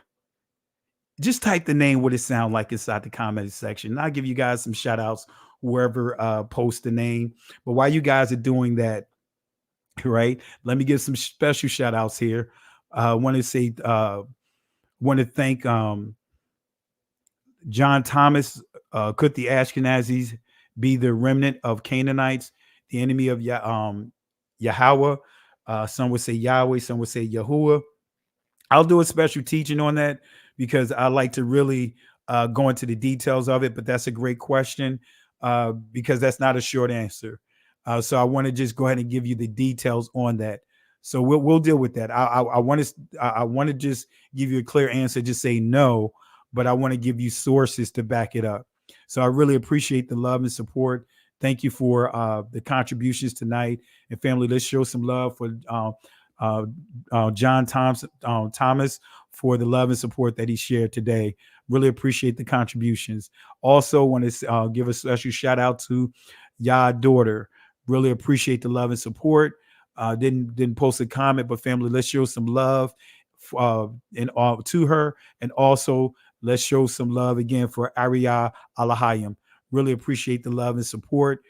Thank you guys for the contributions. So let's go ahead and see what you guys have posted. What does this word Jutes, the Jutes, what does it sound like? Let's see if you guys are going to catch on to it. Uh-oh, man, you guys are on it. Let's start with Yaquaba, right, which transliterates to Jacob. He says Jew. Macman says Jew.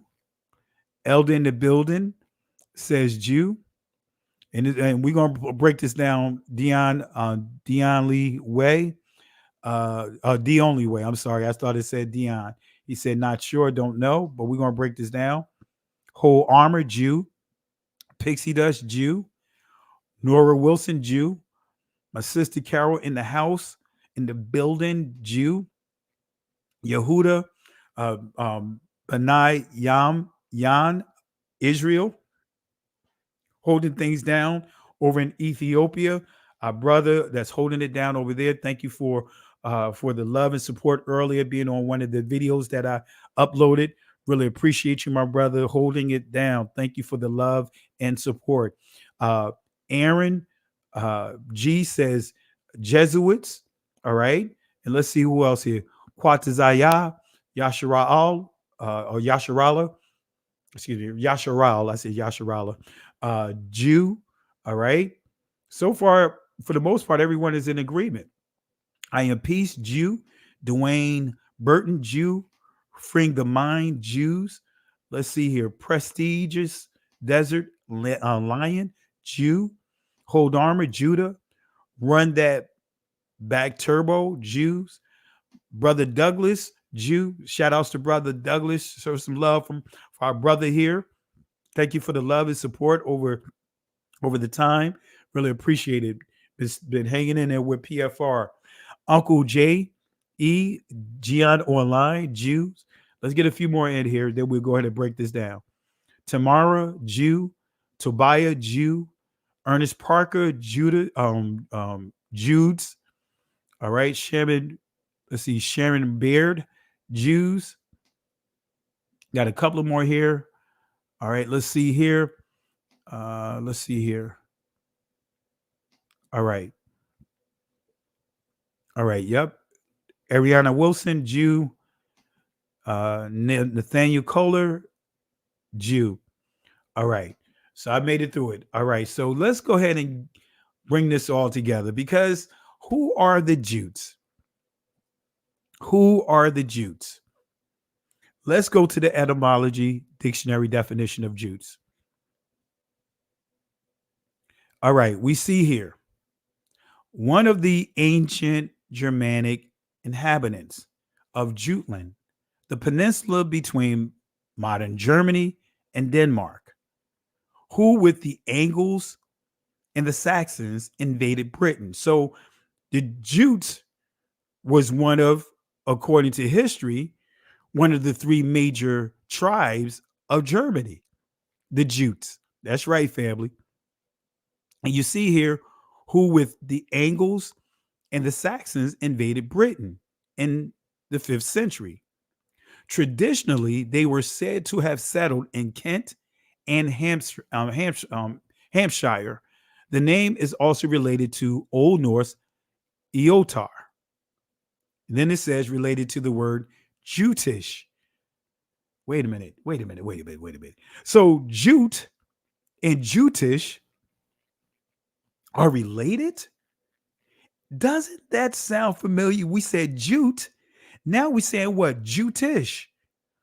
Come on, family. You guys know what that sounds like. Y'all know what Jute sound like? Now y'all know what Jutish sounds like. Is it a coincidence? And shout out to my brother for the love and support, family. Let's show some love for Brother Douglas for the contributions tonight. Really appreciate you. Love you, my brother. Family, let's show some love for Brother Douglas tonight. All right. All right.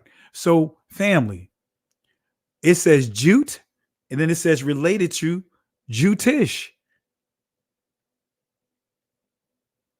Is that a coincidence, family? Is that a coincidence? But we're not going to stop there. Is there a coincidence that Jutes and Judish sounds like Jew and Jewish? Is there a coincidence that Jute and Jutish sounds like Jew and Jewish? Languages, family. So who are the Jutes? Who are the Jutes? This is a source that we're going to use tonight to show the connection. I can pull up a few others, but we want to deal with this right here. Antiquity of Jat race. Antiquity of Jat race. This is on page 12 and 13. Notice what it says. And this is dealing with the Jutes, how they are connected with the Jats. But notice what it says about the Jutes.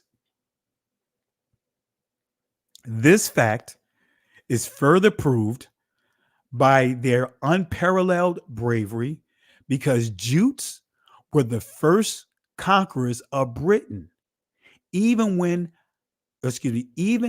later on Saxons invaded the shore of Southampton water. They could not succeed without reinforcement by a body of Jutes who formed settlements of their own in the Isle of Wight, excuse me if I mispronounce it, and on the mainland. Let me read it one more time.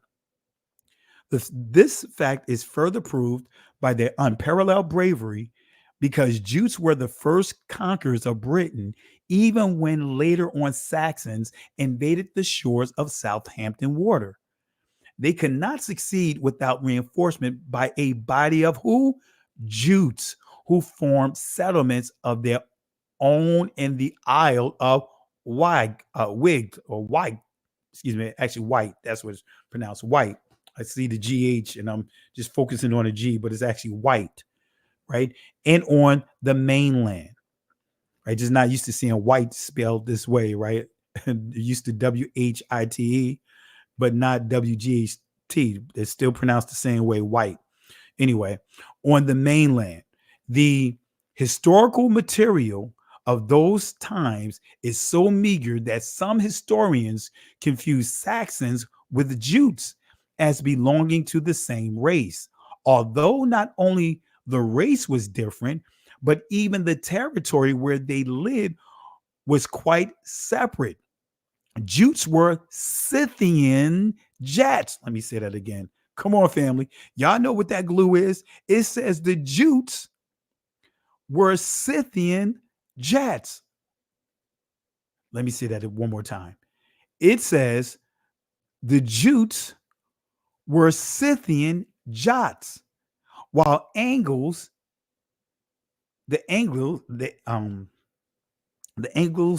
and the Saxons belong to Teutonic race.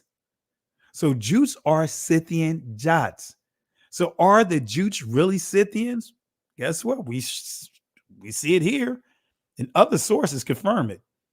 But notice what it says here. This is going into this paragraph here in the yellow, but a little further up.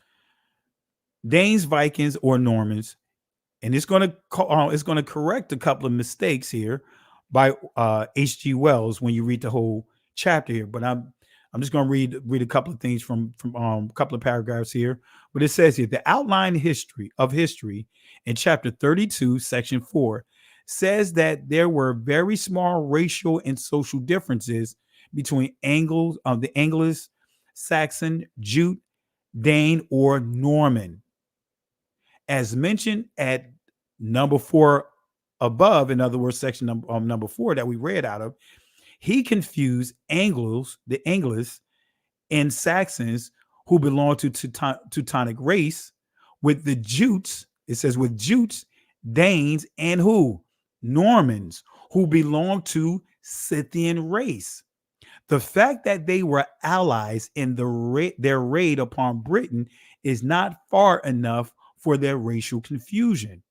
Vikings were called Northmen because they lived in the north, while the Angles and Saxons lived in the south. Northmen ultimately were abbreviated to Normans. So Northmen, Normans. All right. So are the Jutes, who are the Scythian Jats, connected to the Vikings?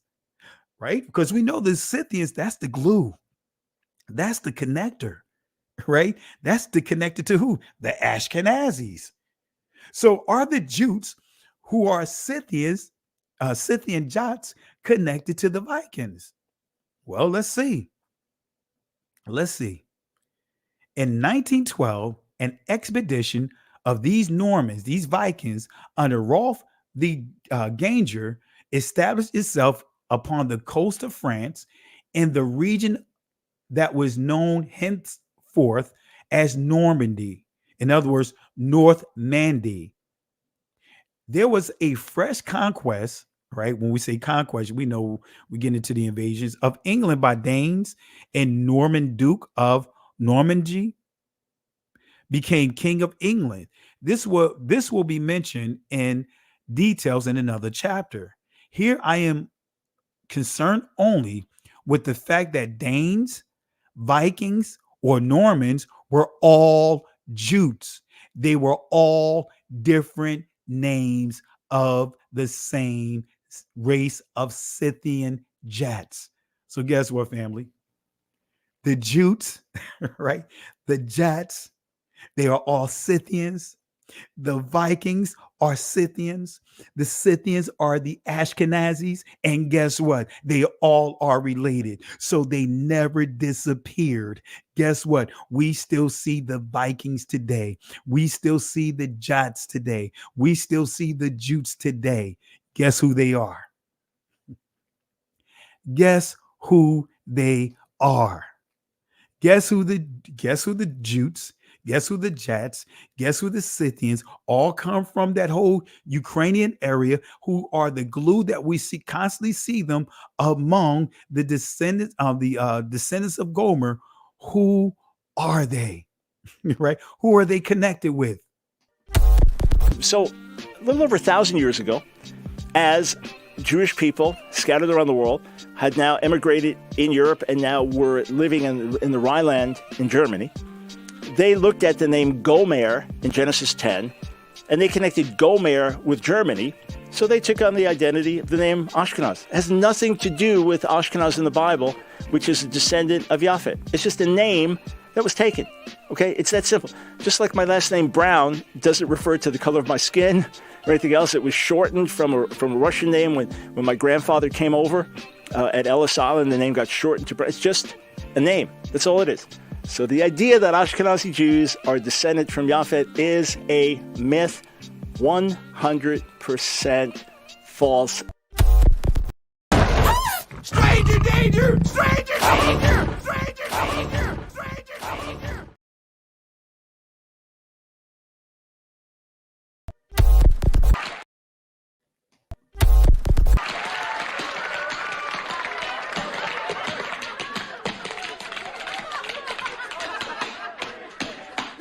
Challenge!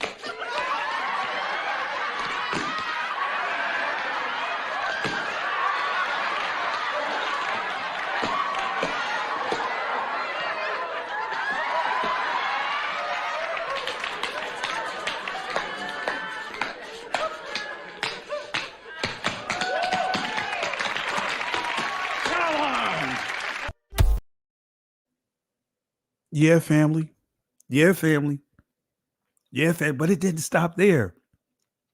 Because even in the source, as you see in bullet number 6, right, the Chinese called them Ueki,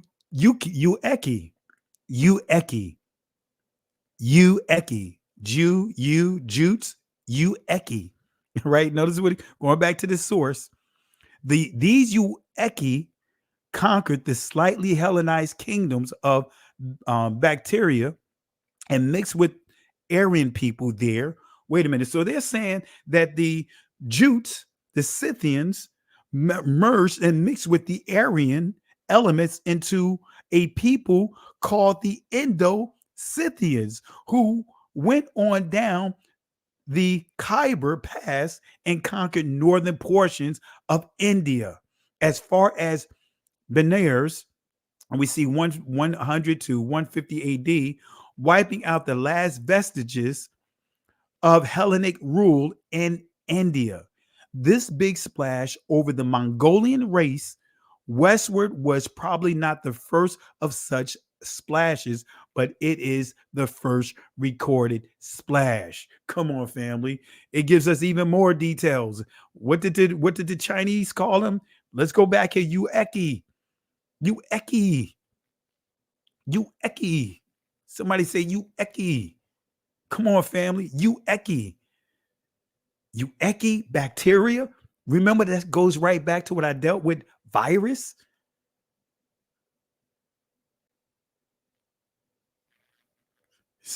See, family, this is why we have to really take our time. This is why, everything that's invested, right, that you guys are investing in my cousin Benaiah, because of majors at Bohm, Dante, and many of us that are out here that's putting this work in. This is what we spending our resources on. So the Chinese called them Yueki. All right. And let's be respectful in the comment section. Let's be respectful in the comment section. But we see that they even bear witness of the Jutes, the Scythians, the Scythian Jutes, or the Scythian Jats, or Jots, however you want to pronounce it. All right. So family, let's be respectful. Let's reel it in. You know, we have a cloud of witnesses that are watching us, right? So this poisonous dragon, right?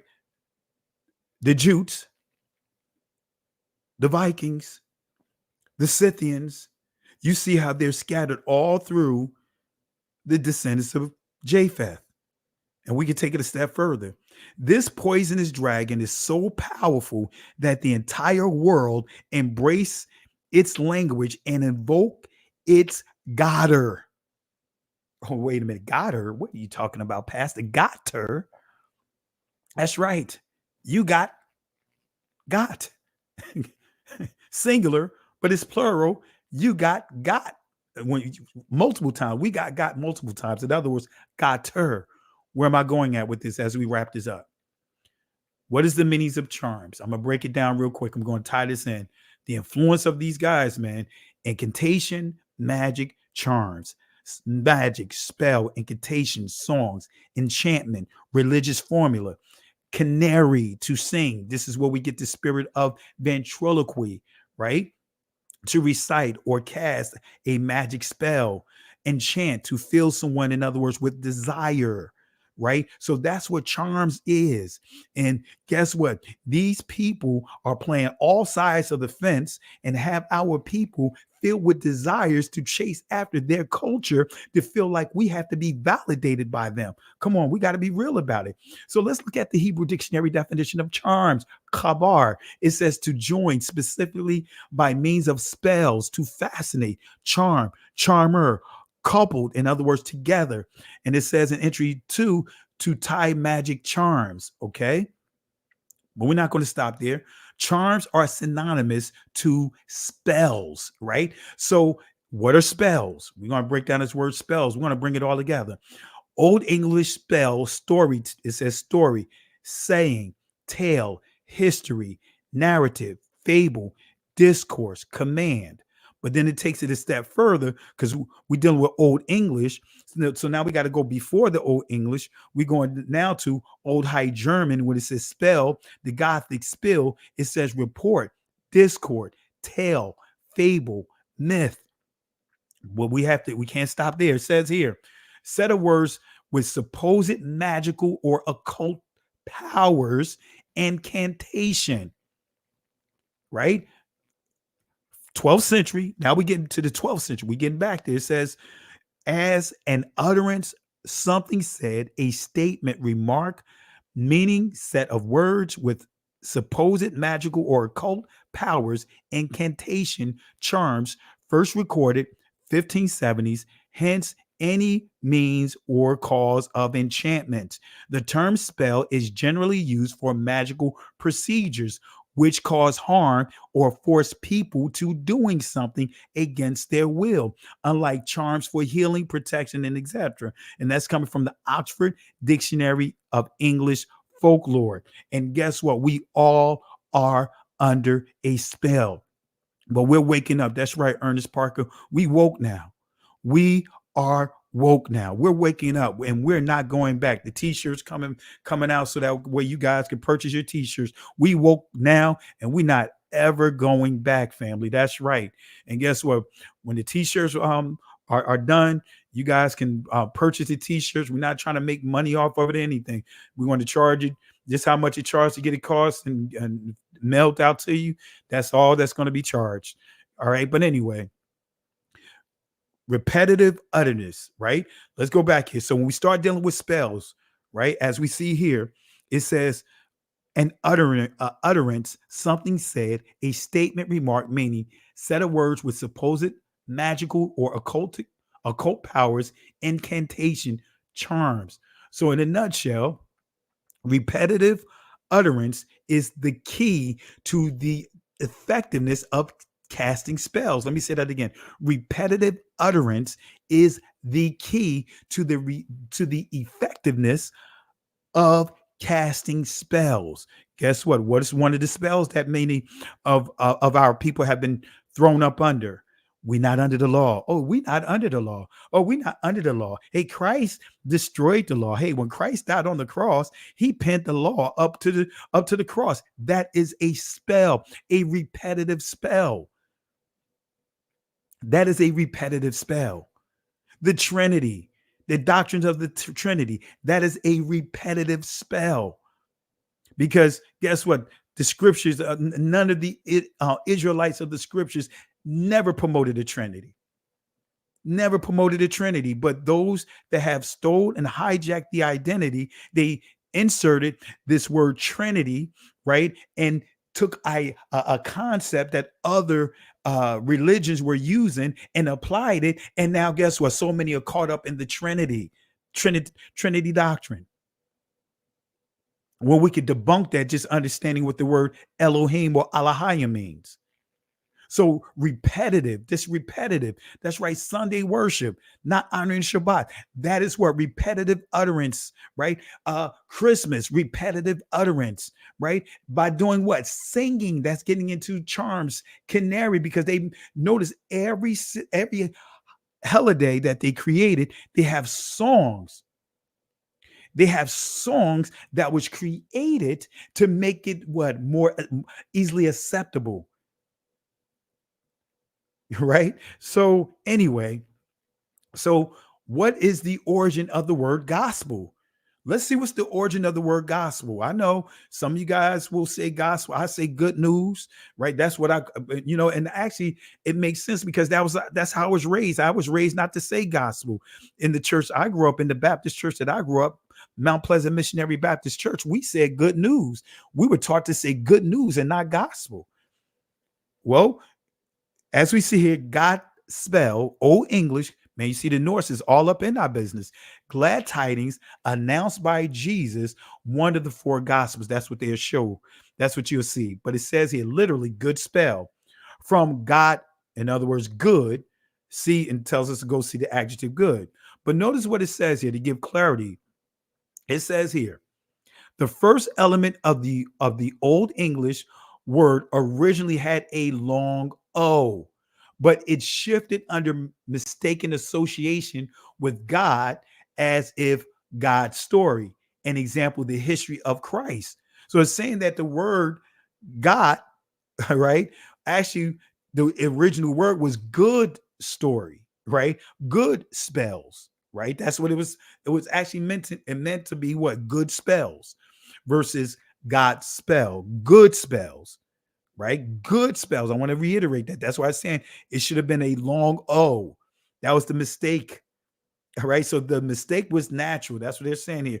It was a natural, it was a error. It was a natural error, as the resulting sense was much more obvious, appropriate than that of good tiding for a word which was chiefly known as the name of a sacred book or of a portion of the liturgy. All right. But nevertheless, gospel was thought to have come from the combination of God spell or good spell, right? Right. It was supposed to be good spell, but they thought it was a combination of got spell, right? They thought it was really pronounced God spell, which actually got, because at that time it wasn't God, it was got. So got spell, right? G-O-T-T, not G-O-D.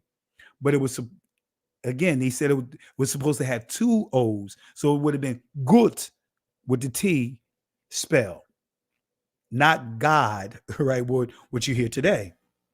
All right. So let's deal with the etymological dictionary definition of the word God. And let's see what it says. Supreme deity, right? The Christian. So this is what you see, the Christian God. But when you start going through and start unpacking this word, guess what? We go to the German, because German, right? The English language come from the German, and we'll see that word Gott, G-O-T-T, right? And in Old Norse, gu, Goth, gup, all right? But anyway, Gott, right? So we see the Proto-Indo-European gut, right? Like the word, like saying gut. That which is that which is invoked. Wait a minute. Gut? Invoked? Now we're getting into the belly, the Delphi in Greek. Now we're going back to the spirit of Poly, the gut, the belly. Now we get into the spirit of ventriloquy, as it says here, that which is invoked. Old Church Slavic zovo, to call, invoked, to call, invoke, divinity, entity, divine entity, summoned to a sacrifice, poured. Come on, family. Gutto, poured. Words have meaning, family. I'm going somewhere with this. To pour libations, right? Pour earth, referring to a burial mound. Germanic form may have referred in the first instance to the spirit immanent in a burial mound. It says, see also Zeus. In either case, not related to good, right? Anyway, not relating to what? Good. This is not something that was good. It says not relating to good. Or anyway, family. So Gott, let's break this down real quick. Gott is singular. Gotter is plural. Let me say that again. Gott is singular. Gotter is plural. I'm about to break this down and we're going to wrap this up. So let's deal with the origins of Gott D. Y'all guys have probably used this curse word before. Gott D. Let's break this down. Actually, it comes from the phrase Götterdämmerung, right? That's actually a word, a Norse word, a Germanic word. Let's see what Götterdämmerung means. It says 1909 in the figurative sense of a complete overthrow. Twilight of the gods. That's the key. Götterdämmerung, twilight of the gods. In other words, a cemetery. It says dusk, twilight, Timmy, dark, temerity. All right. And we see here, remember Old Norse Ragnarok. So remember Thor, Ragnarok? Remember when Midgard was destroyed? Guess what? That is dealing with Götterdämmerung, the doom or destruction of the gods, the last day, world's end. Right?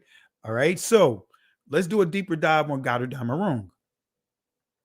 So Götterdämmerung, right? Going into the shadow of the gods, often erroneously called twilight of the gods, the Teutonic doomsday, when all the old gods would be destroyed and reabsorbed by the great goddesses Skadi, the shadow like Kali in the Far East. Skadi stood for the primal womb of darkness that cynically devoured worlds and gave them new birth. The Scandinavian and Teutonic concept of cyclic universe, each with its knowable set of gods, was essentially identical to the Indian, to that of India. Right. So that word Gott or God, as it's shared here, is not. It was not connected to the word good.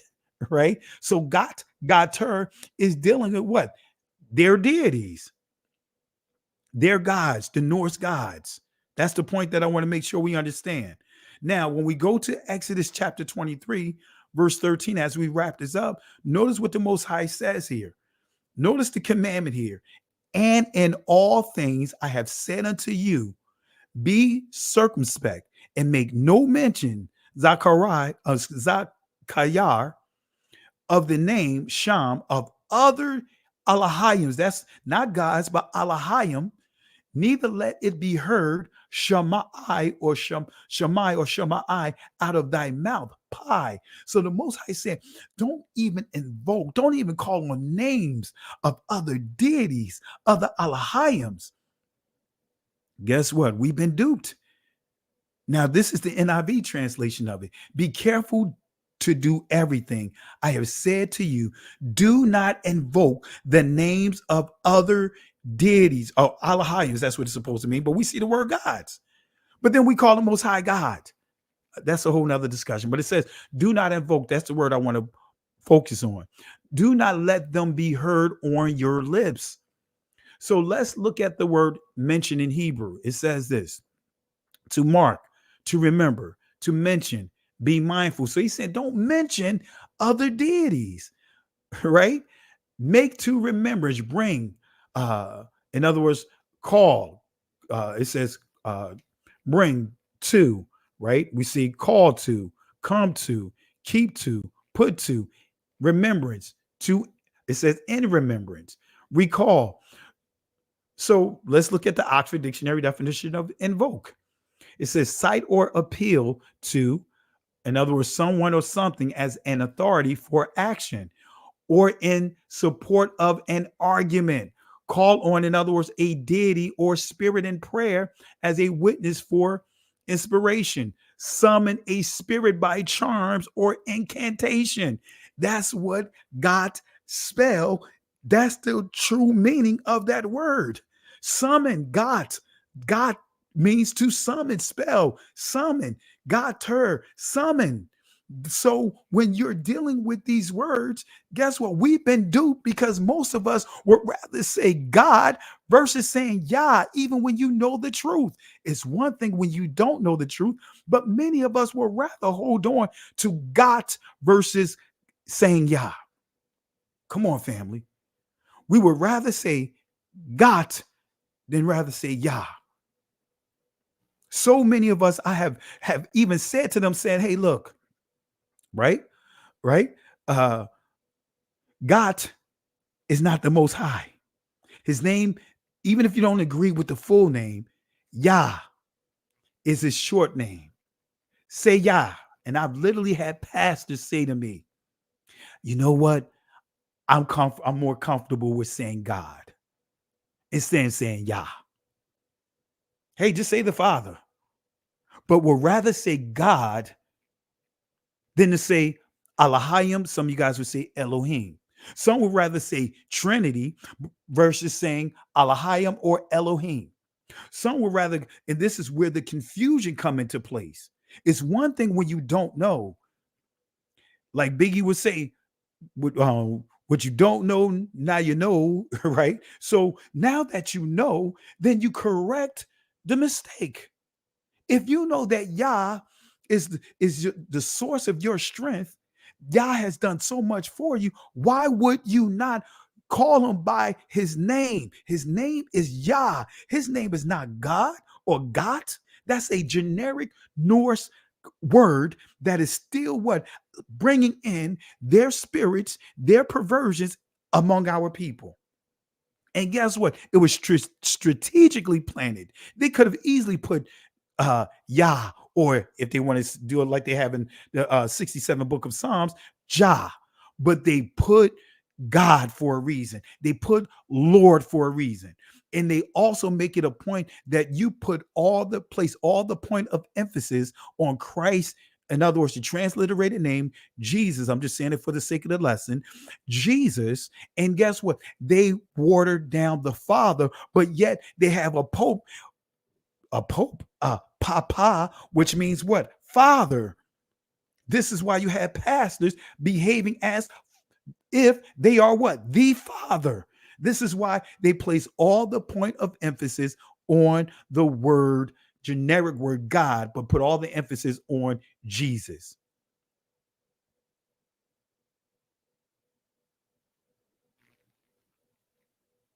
Come on, family. It's right here. So God means that which, and God means that which is invoked. That's what God means. God means that which is invoked. To call, divine entity, summon to a sacrifice.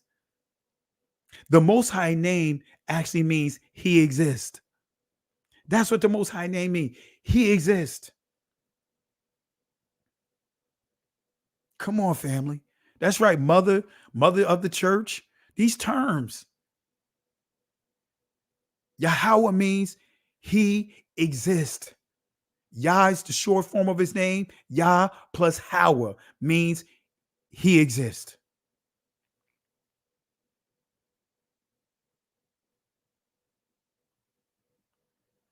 Come on, family. It's one thing when we don't know, but the Most High is no longer going to wink at our ignorance.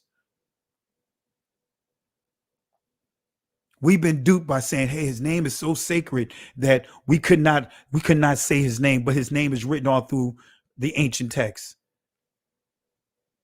It didn't have it was only the ah sound that was associated with the vowel, with the consonants. So it's pretty easy to pronounce. It's Yahweh. And you can look it up. Hawa means he exists. If you say Hova or Hua, that means destruction. It means ruin. Anyway, let me stop right there. So God means that which is invoked, to call, divine, entity, summon to a sacrifice. So if you, even when you see the word Lord, see the cap, when you see Lord in caps, that's supposed to refer to the Father's name in the Hebrew. When you see Lord's in the lowercase, it's supposed to refer to Adonai Yah or Adonai.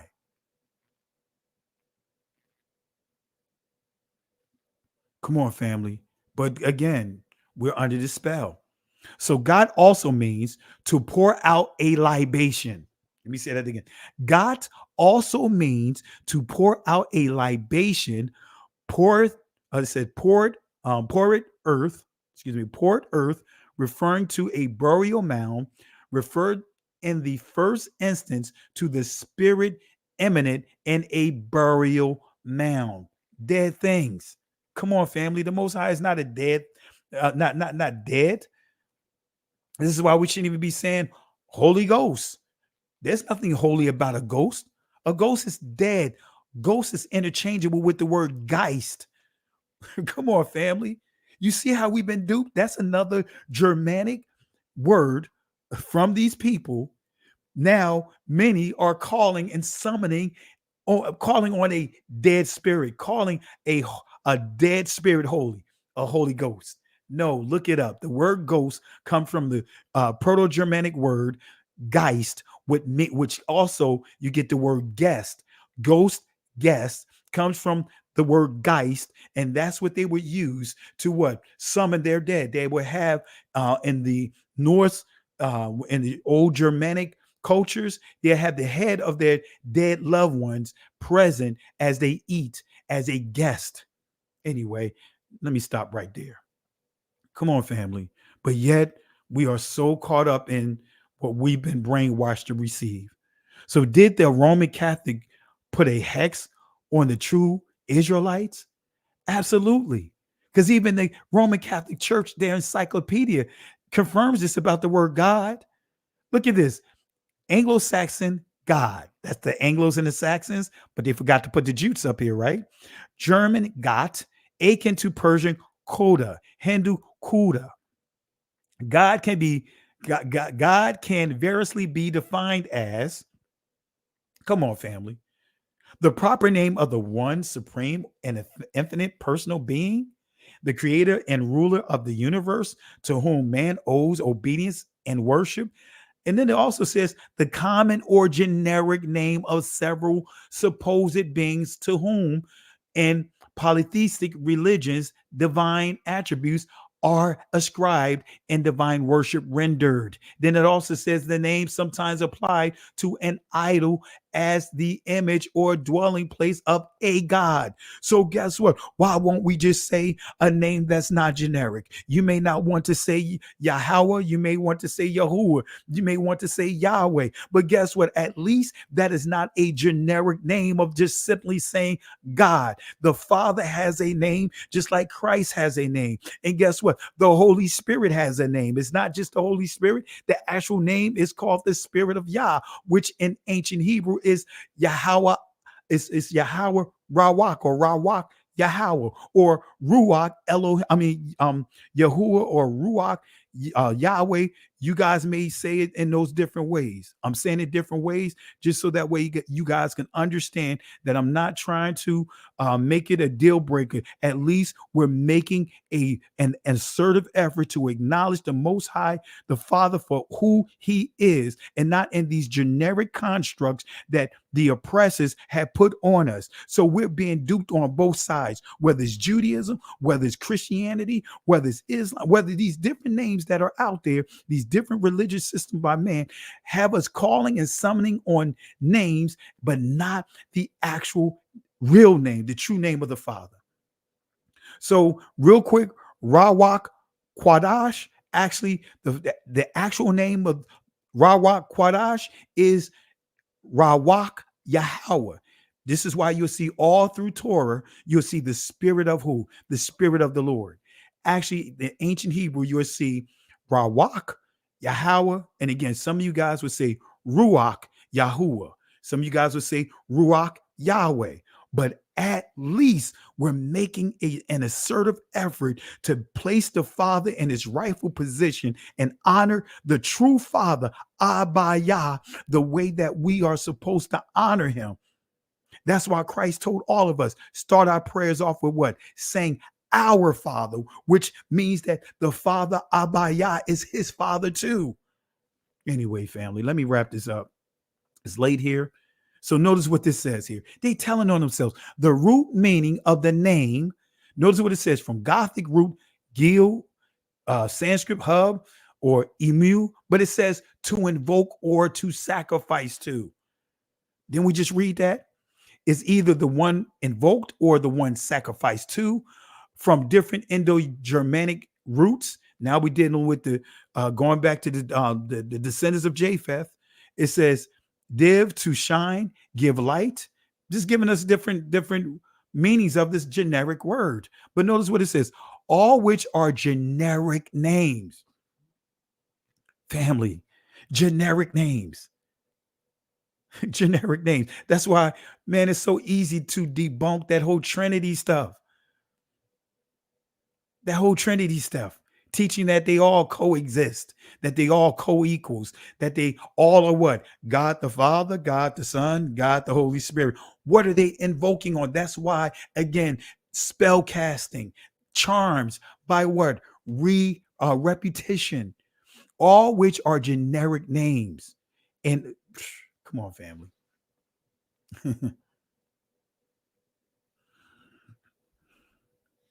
Though scholars are not agreed on the point, the root meaning most probably is the strong or mighty one. Come on, family. It says the scholars can't even agree, but probably that's generic.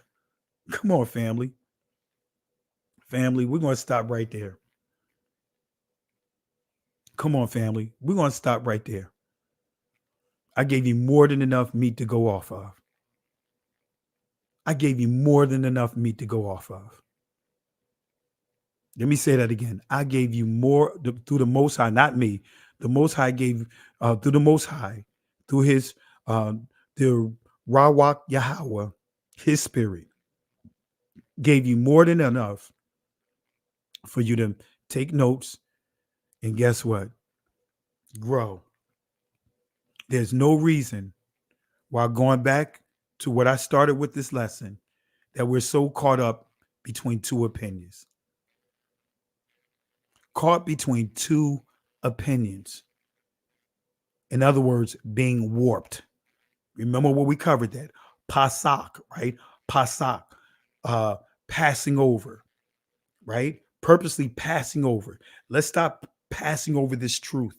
Let's stop allowing ourselves to be hindered because we're bending and twisting, and we want to hold on to the things that we know are lies. Come on, family. Where does the Holy Spirit come in? I just explained it to you, Ariana. The Holy Spirit is the Spirit of Yah. See, that's why I say it's so easy to knock down the Trinitarian doctrine. Because if you're saying, when we read Torah, it says Rawak Yahweh, some of you guys will say Ruach Yahuwah or Ruach Yahweh, that is still the spirit of Yah. I got some other scriptures I could pull out. So when we say, when we sit up here and we try to say that, okay, we know the Father is spirit, but then we say the Holy Spirit. So the Father has a spirit, then but the Holy Spirit in the name, but the Holy Spirit don't have a name. The Holy Spirit is called the Spirit of Yah, which is still Yah. Anyway, Christ is his son. Family, Christ is his son. Ban Alahayim. Some of you guys will say Banai or Bain Elohim. But anyway, family, let me stop right here. I know I gave you a lot of information, and we're going to do a special session on the Trinity, right? Because, you know, I want to touch on that because, you know, I made a post on my Facebook account and there was some disrespect on that. It is what it is. You know, normally when I see begin to be disrespected, I take the post down on my Facebook account and leave it at that, you know, but I'm going to deal with Trinity. Probably if my voice, depending on how my voice is feeling, we'll deal with Trinity maybe tomorrow night. If not, we'll deal with it probably next week. And we'll go through the Trinitarian doctrine, give you the origins, who introduced the concept of what we see today, and really get into the 4th century of how it's being taught. I'm not going to let the cat out the bag, but let's go ahead and stop right here. Family, really appreciate the love and support from you guys. Let me do a couple of things here. Really appreciate the love and support of you guys. And let me look at here. Let me make sure I got all the shout outs here in terms of those that contributed. I see another contribution here. Let me give love to Dina Yah. Thank you for the love and support. Family, let's show some love for Dina Yah. And again, Douglas, Brother Douglas Worley, also Yah's daughter. And let's see here. Also, John Thomas, thank you for the love and support. Ariya Alahayim. Let's show some love for everyone that contributed tonight. And family, thank you for this Thursday night session. I'm getting ready to lay down. I'm getting ready to log off, call it a wrap tonight. Like I said, I'm losing my voice, and I need to have my voice for Shabbat. With that being said, family, really appreciate you guys. And the words of Yahweh that he gave to Moses in Exodus chapter 14, verse 13 and 14. When Israel was discouraged, when Israel was thinking about going back, when they were at what appeared to be a dead end, the Most High said to Israel, because Israel at that moment, they was stuck between two opinions, moving forward or going back into their past. Their minds, their thoughts began to get warped, as we just highlighted. The Most High had to give these words to them through Moses. Fear ye not, stand still, see the salvation of Yahweh. These Egyptians that you see here today, they will not have power over you again. The Most High will fight for you, but we have to hold our peace. The ancient Hebrew word that is there is charash, which means be quiet. Can't go back, can't stay here, keep moving forward. Shalom. Listen, Genesis chapter 11, verse 10 explains the genealogy of Shem. Shem was a black man in Africa. If you repeat this back, Genesis 14, verse 13, Abraham steps on the scene. Being a descendant of Shem, which is a fact, means Abraham too was black. Abraham, born in the city of a black man, called Nimrod, grandson of Ham. Ham had 4 sons. One was named Canaan. Here, let me do some explaining. Abraham, Isaac was the Jacob Jacob had 12 sons, for real, and these were the children of Israel. According to Genesis chapter 10, these were the children of Israel. According to Genesis chapter 10.